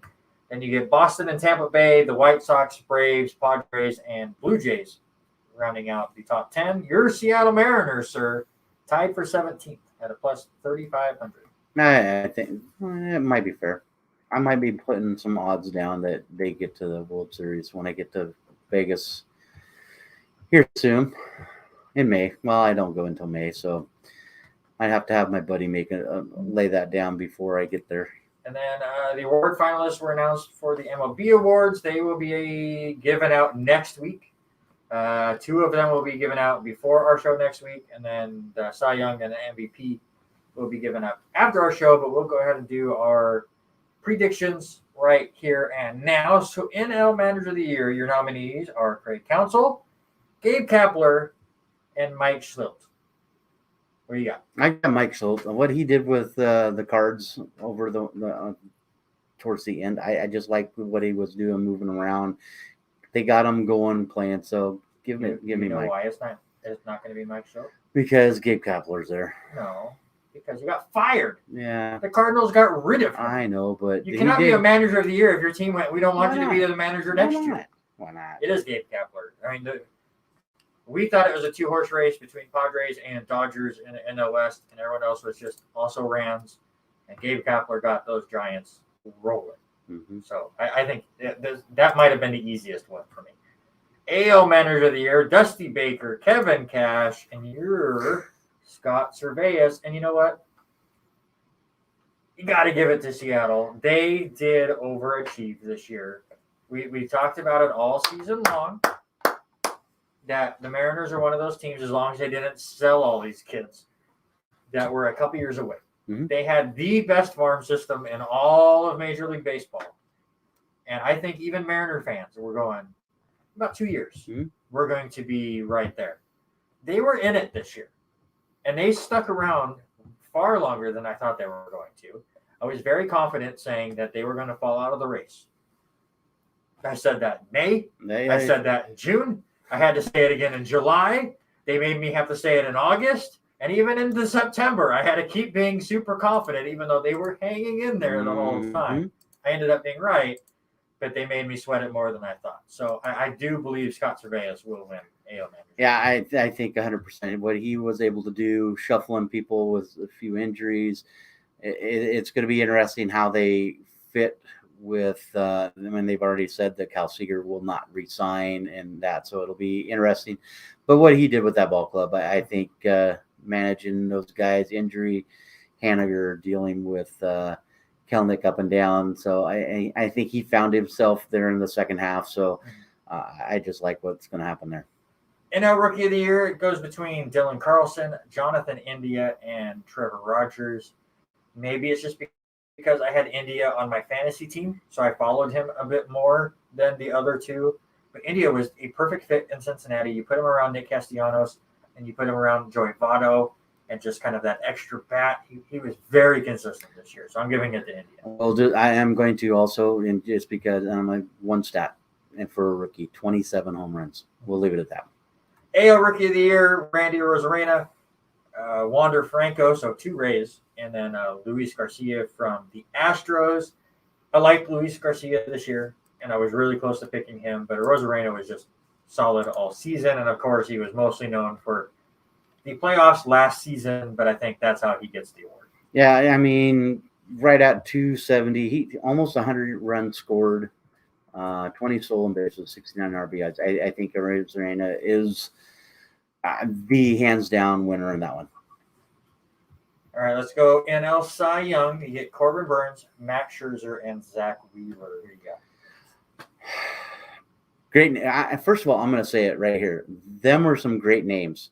I really think Scherzer did great this year. Buehler did great. Burns did great. But I think it's going to be Zach Wheeler.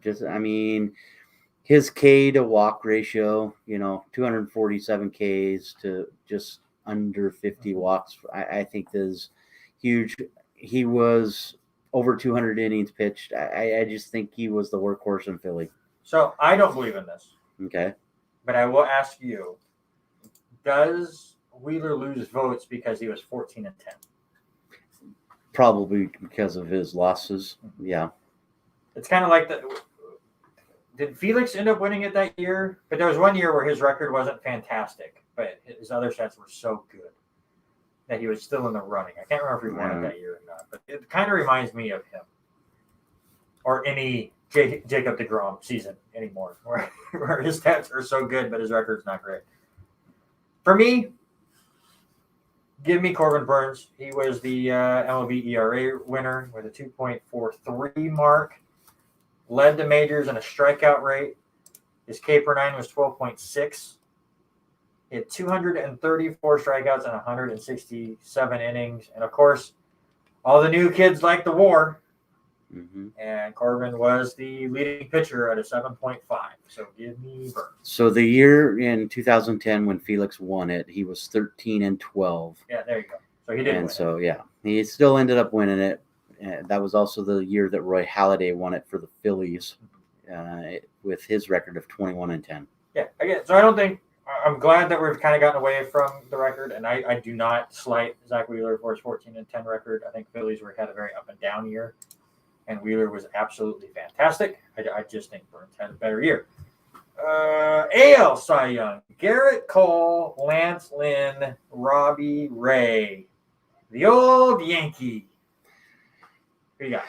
The old Yankee. I just he started off. I know. He started off really well. My man. He's still 16-8. I had to look this up. 16-8. The ERA was a bit high, but I just like what he did. He was almost automatic every time he was out there for your team. There was only a few games that I would say that I remember watching or seeing highlights that was like, dude, who is this guy? Why is he not pitching well? So, my man, taking a Yankee, I love it. Just because I took the Mariner coach, is that why you're taking Cole? Nah. Because you're wrong. Garrett Cole is not the AL Cy Young. It is Robbie Ray for the Toronto Blue Jays. Won 2/3 of the Triple Crown, just couldn't get the wins together. How about 248 strikeouts? And listen, the guy, he always struck people out in Arizona. That was always his big thing, but he was always walking people as well. He only had a 1.045 whip this year. Yeah, that's crazy. In his 32 starts. He took such a leap with Toronto this year. I'm very, very impressed with him. So give me Robbie Ray. NL MVP and AL MVP, we've kind of talked about ad nauseum at the end of the season. You and I both think Bryce Harper will win. Mm-hmm. And, of course, I have Ohtani and you have Vlad. So we won't need to get into that debate any more than we have throughout the month of September. But let's get into some fun.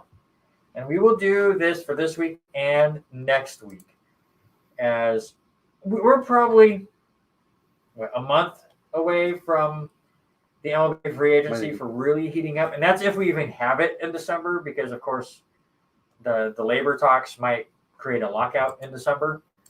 And we might have this all postponed for a little bit. But we're going to have fun now. And we are going to project 10 batters this week and then 10 pitchers next week who are free agents. And we are going to predict where they will be next year. And then we will see in March just how wrong we were. Because, by the way, I just want to say, looking back at our spring training predictions for the awards ceremony, I want to congratulate you and myself for tying, where we both only got one.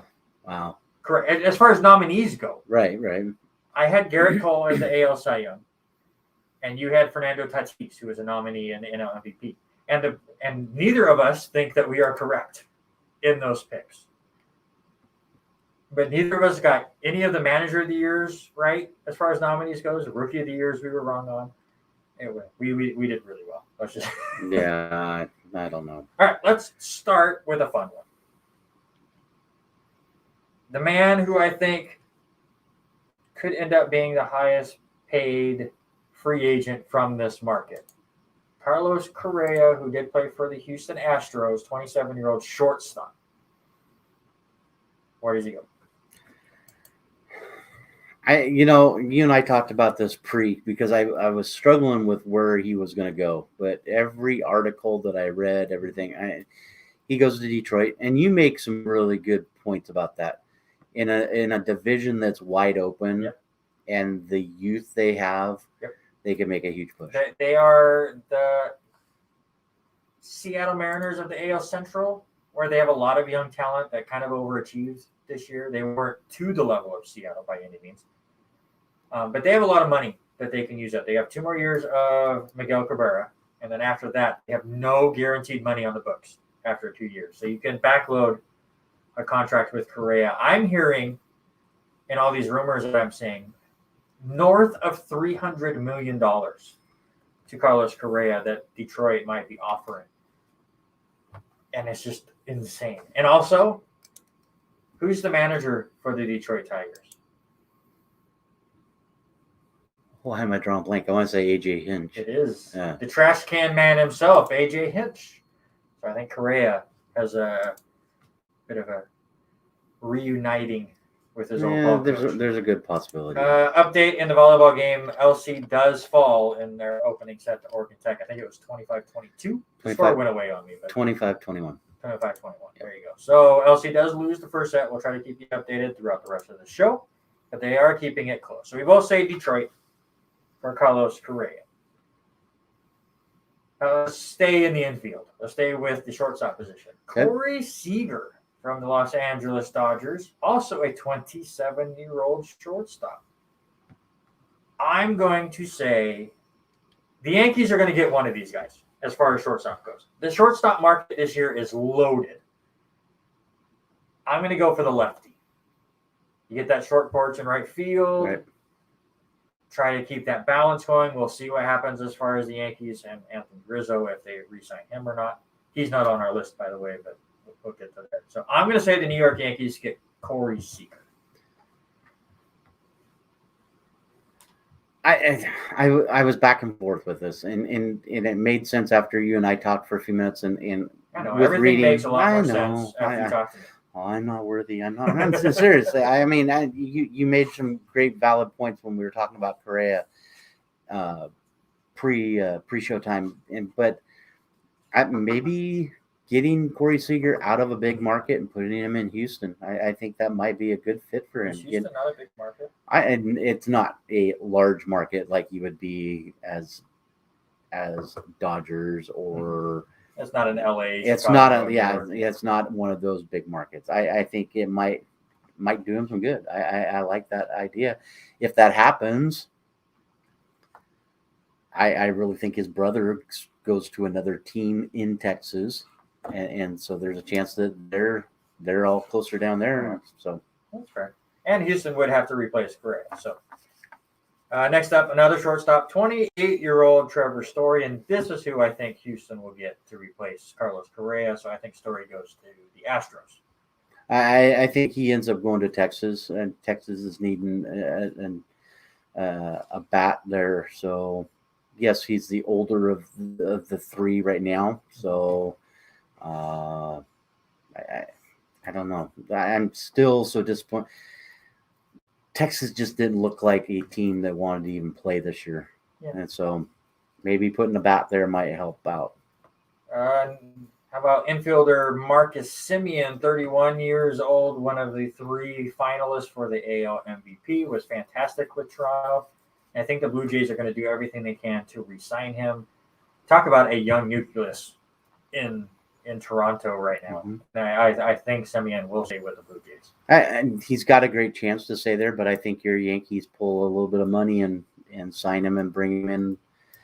Yeah, you said it. The Yankees like to have their guys that are high up on the chain, where they've been productive, where they've been good. They've had a name out for themselves. So I think that would be a great place. As much as Toronto needed him, they needed Vlad this year, especially playing the first half of the season in Buffalo. I mean, it was great for them. And we hit on that in July when they finally got back to Toronto and started playing. It was just a big boost for them. So would I love to see it in Toronto and him stay? Yeah, but I think he goes to New York. Yeah, again, the Yankees are going to get one of these infielders. That's just which one.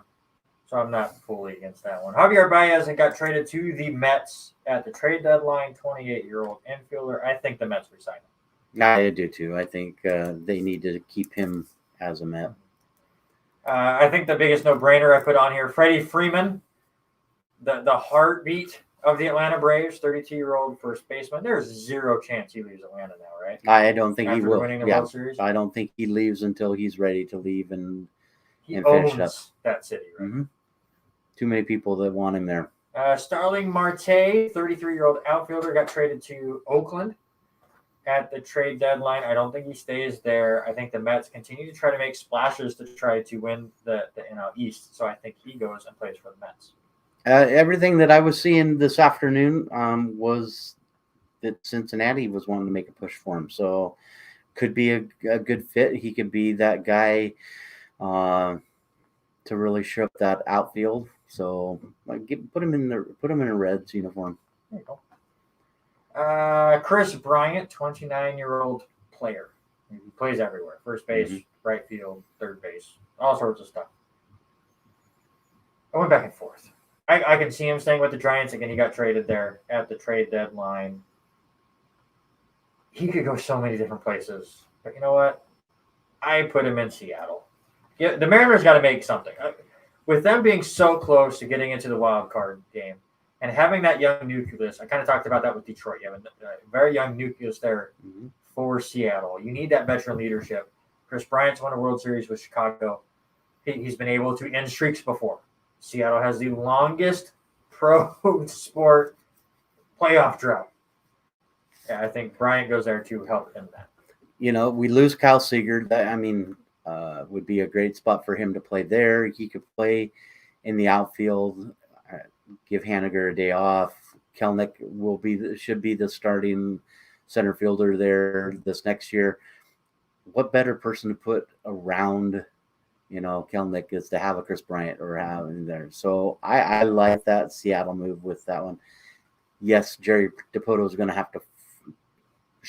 He's going to have to shell out some money for this one to work. I don't think you have to shell out as much as some of the other guys, though. I think that would be a good price for a good player.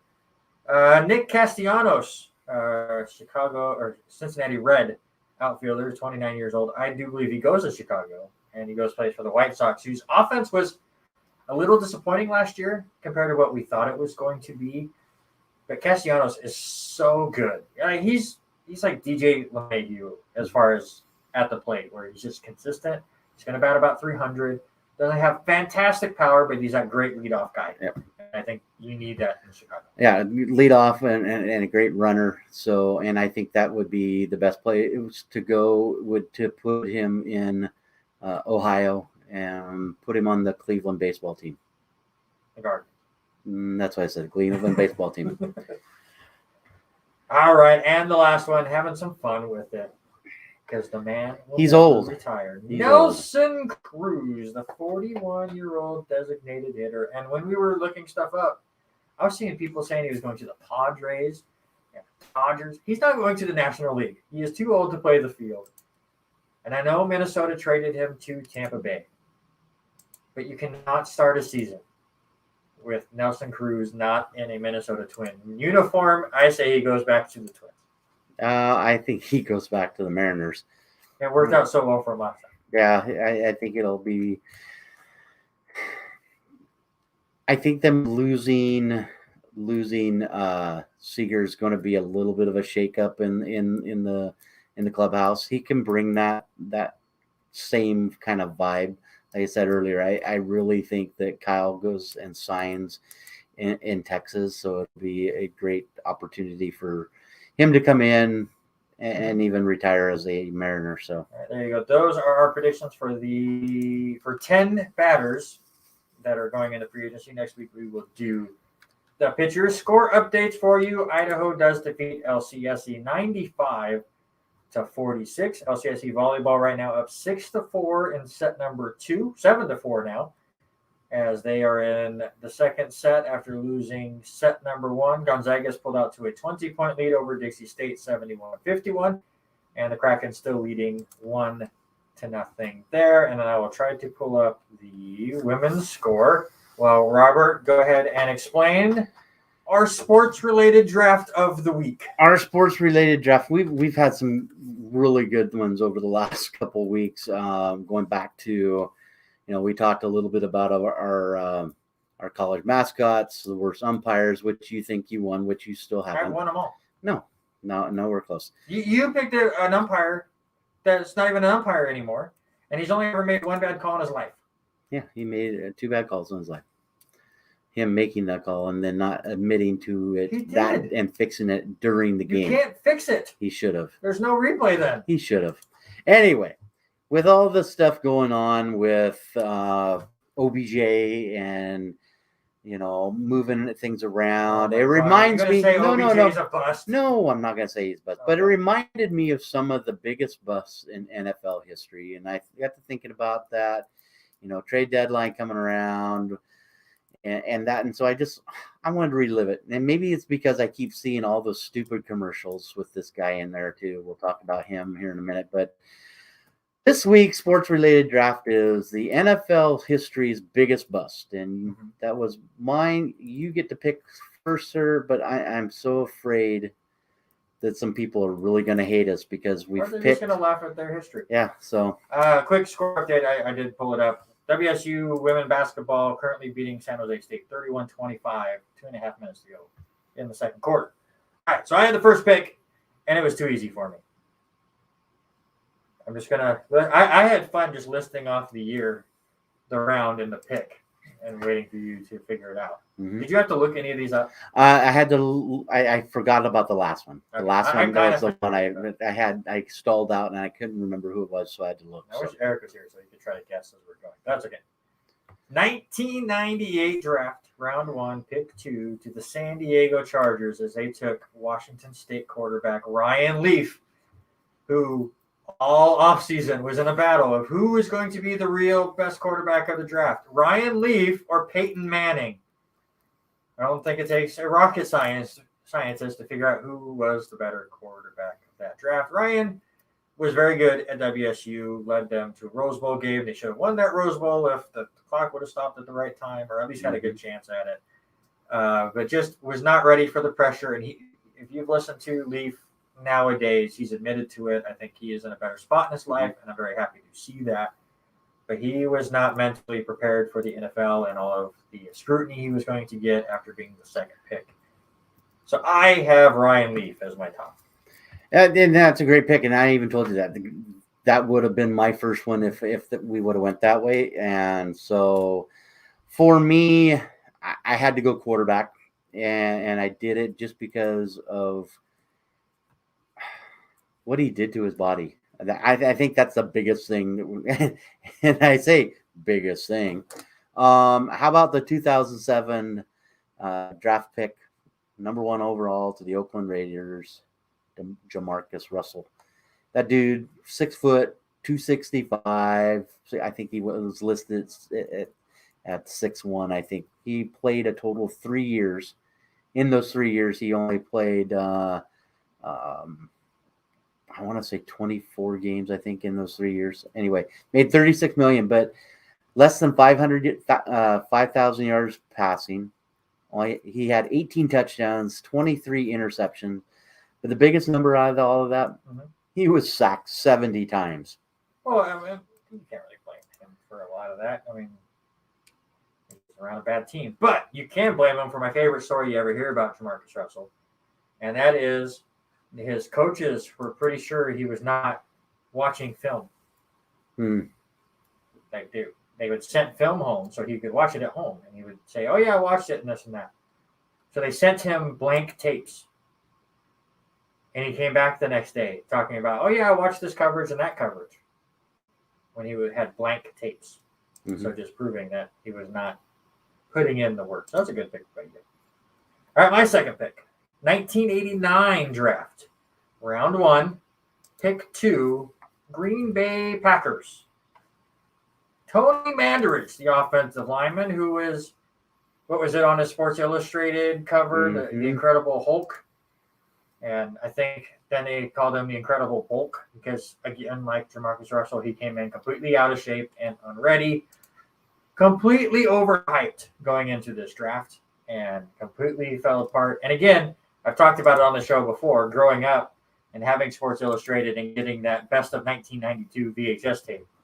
They talked about Tony Mandarich, and he was basically out of the league by 1992. Just NFL bust was created because of Tony Mandarich. That coin or that term was coined because of this man. So it was an easy second pick for me. Yeah. And just to go back to Russell for a second, he played in 31 games. I couldn't remember how many games he played in, but 31 games. So, yeah, Tony, he was all about the hype. He was going to be the next great offensive lineman, and he just did not even show up. All right, 1987. Supplemental. That was one of the first years of the supplemental draft, was it not? One of the very beginning. I want to say it started in like 85, somewhere in there. But this guy out of Oklahoma, the Seattle Seahawks picked up Brian Bosworth. He was already kicked off from the Oklahoma team for using steroids. Played 3 seasons with the Seahawks, signed a 10-year deal for $11 million, and only played 24 games. And that was before, and all the stats, that was before they kept tackle stats and all that. They did keep sack stats. He only got to the quarterback 4 times in 24 games. And he was such the guy that was going to make a huge difference in Seattle, was going to lead the defense, and he kind of fizzled out. But it is good to see him on all the Dr. Pepper commercials that they keep showing over and over and over. But I mean, I guess he found his niche somewhere. Yeah, I mean, he was an actor, played on The Longest Yard, with Adam Sandler and he's not the biggest Burt Reynolds. All successful somewhere else. So I have already won this draft. No. All right, my last pick, 2003 NFL Draft, round 1, pick 2. You getting a theme? Yeah. Da-da-da-da. How about Detroit Lions, Charles Rodgers, wide receiver from Michigan State. Unanimous All-American in 2002. Fred Biletnikoff Award in 2002. 2-time All-Big Ten. Played in 15 games with the Detroit Lions. Started in only 9 of them. 36 receptions, 440 yards, and just 4 touchdowns. He probably got arrested more times than he caught touchdowns for Detroit during that time. I won't bag on this guy too much. Obviously, he passed away a couple years ago, died at the age of 38 in 2019. Did come down diagnosed with cancer and needed a liver transplant, obviously with all of the stuff he was putting in his body once he started getting paid. Just one of those cautionary tales of, to not have the greatest upbringing, had issues in high school, had a lot of red flags in college, and they just kind of looked past that and saw this talented player on the field. But again, if they can't get their life going off the field, they're not going to be able to get on the field, which is, again, why I was so happy to hear Sean talking about stuff like that, where he's like, he wants a great volleyball player second. Like, he wants to improve their life first on top of it. So it's always great to hear that. But Charles Rodgers is one of those cautionary tales for sure. Yeah, and you taken every one of these number 2 picks, so it was the first pick. The cursed pick. Don't pick second, whatever you do. That's the biggest thing. That's why I worry about Zach Wilson. Yeah. For me, in my third and final pick, and I was back and forth. I wanted to go a couple different ways. I wanted to go Edmund. I really wanted to bash on the Pac-12, or at that time Pac-10. We already had Ryan Leaf. We threw in a Seattle Seahawk. I wanted to go with the defensive lineman Edmund from the Huskies, who was a big flop when he got to the pros. But I went a different direction. I went with another quarterback, and unfortunately, another Detroit Lions pick. Is their team just that bad, even from the drafts years and years ago? And this guy has been quite well. He now is a analyst for ESPN, and that's Andre Ware. I mean, yeah, great quarterback at Houston, won the Heisman Trophy his junior year, but he decided it was time to go get paid. So he leaves his senior year, doesn't do anything, goes to the NFL, plays 4 seasons, and only gets to be in 14 games. Just over 1,100 yards, 5 touchdown passes, that's it, and sacked 27 times. I think it's the curse of Detroit. The only thing that has been good for Detroit, besides Barry Sanders, Barry Sanders is probably the best thing that ever happened to Detroit. The other one's probably Jason Hansen. Oh, Calvin Johnson.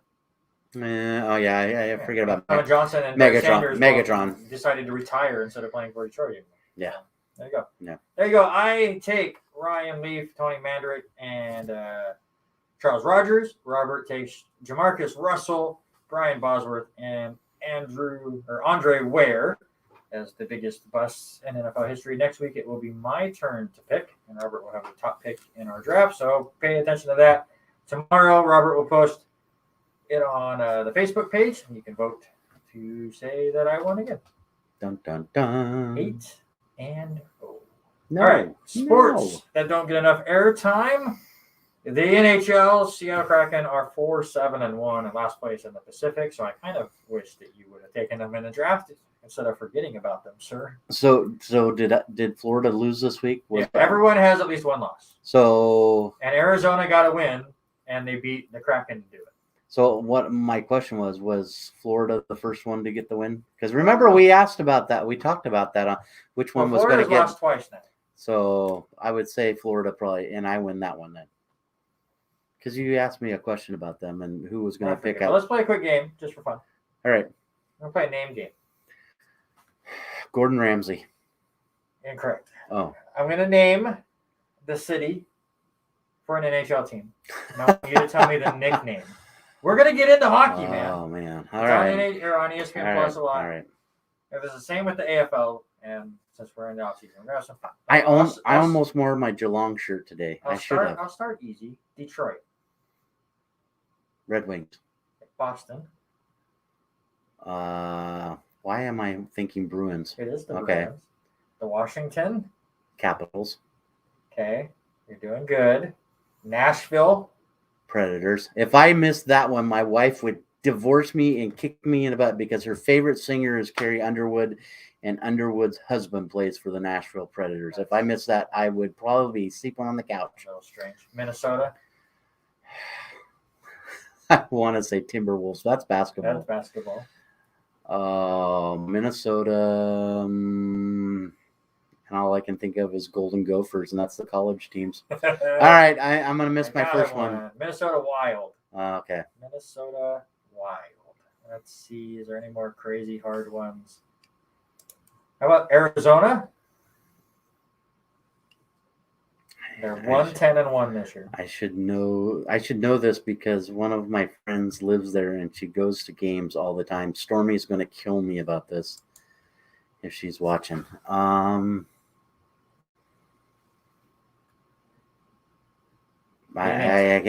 can't think of Coyotes. Coyotes.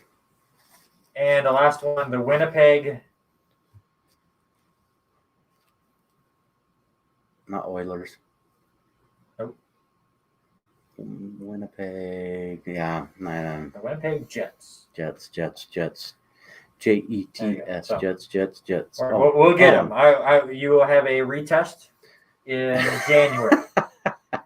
All right. So get the studying. PGA, the Butterfield Bermuda Championship, or what is it? With the Worldwide Technology Championship. Which one is it, sir? It was the Worldwide Technology Championship. I don't know. Bermuda one there, but whatever. Victor Hovland won by 4 strokes, shooting 23 under par, and Joel Damon finished in tied for 45th with 8 under.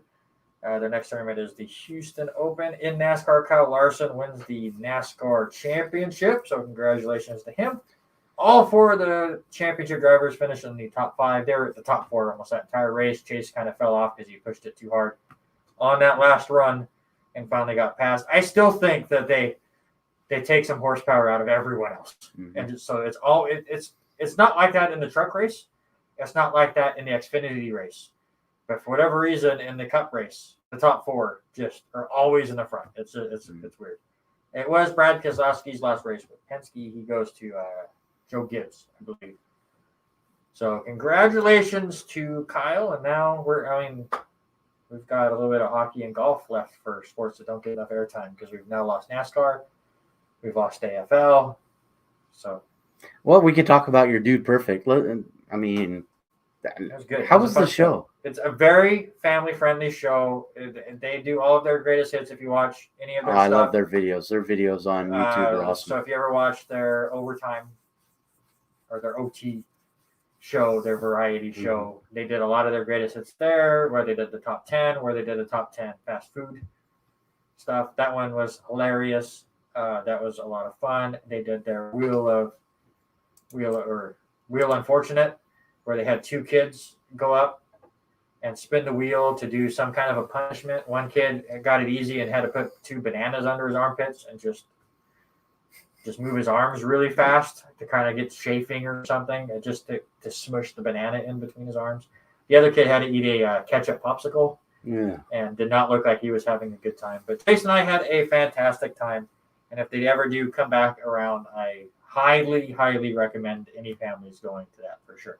I would have loved to have went to that I had already. By the way, I don't know if they do this in other sporting events or any other events in general, but what Dude Perfect does for their merchandise, everyone needs to copy and steal. Maybe it's just a thing that everyone is doing now, and I just don't go to events anymore.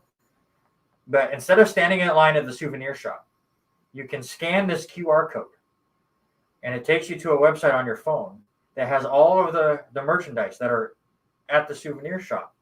And you can pick what you want and the sizes you want and everything, and check out and put in all your information. It'll give you an order number. And at the end of the show, you walk over, show them your number, they grab it for you and just hand it to you. So instead of standing in the souvenir line for 40 minutes before the show, right. Chase and I ordered our stuff, and it took us 30 seconds. We had our stuff, we were out. That's cool. It's brilliant. That's my highest remark. So the Dude Perfect show was the cool way they did their souvenirs. And I love their logo. Their logo is awesome. I wish I should have sent you money to get a hat. So everything they had was obviously tour based, right. You can kind of see, but I would write it's cheaper on that.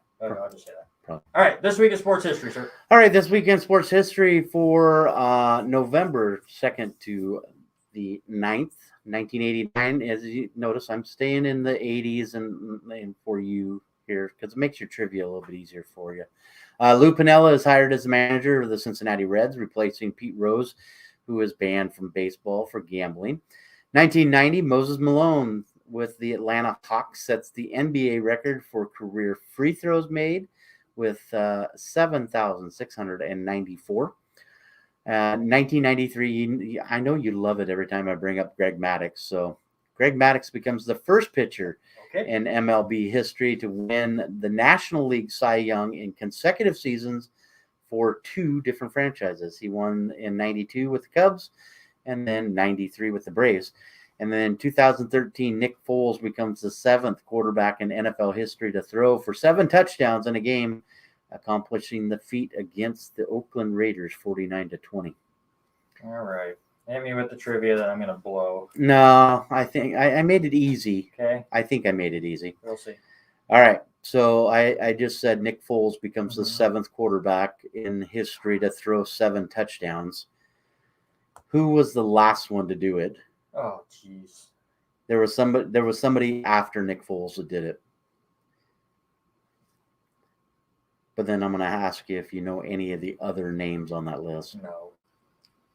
You better know some of the names on that list. I mean, you just throw out random ones like Montana and Aikman and Favre and Elway and Reno. You just hope something hits. Yeah. So let's see. After Nick Foles in 2013. You're trying to shoot ducks in a pond. Absolutely. Is that what you're saying? Okay. 100%. I'm like a NBA 3-point shooter. Okay. I'm just going to keep throwing it up there. Something to land eventually, right?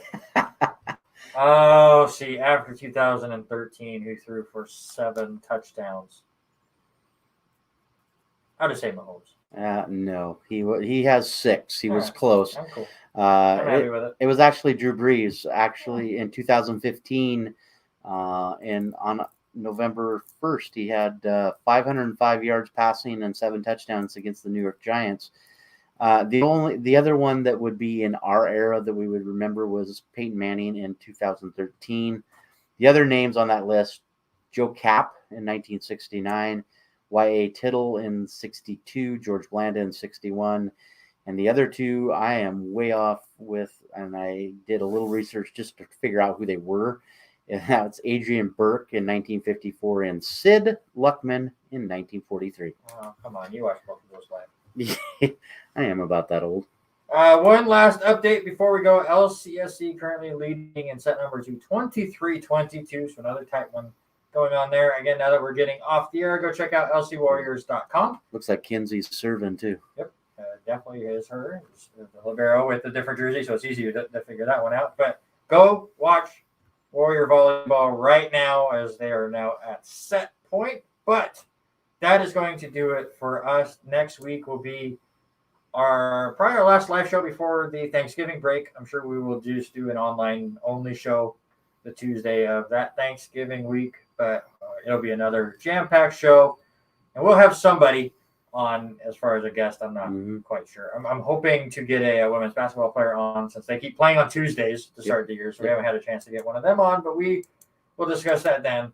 But that's next week. But for now, that's Robert, I'm Randy, and we are out.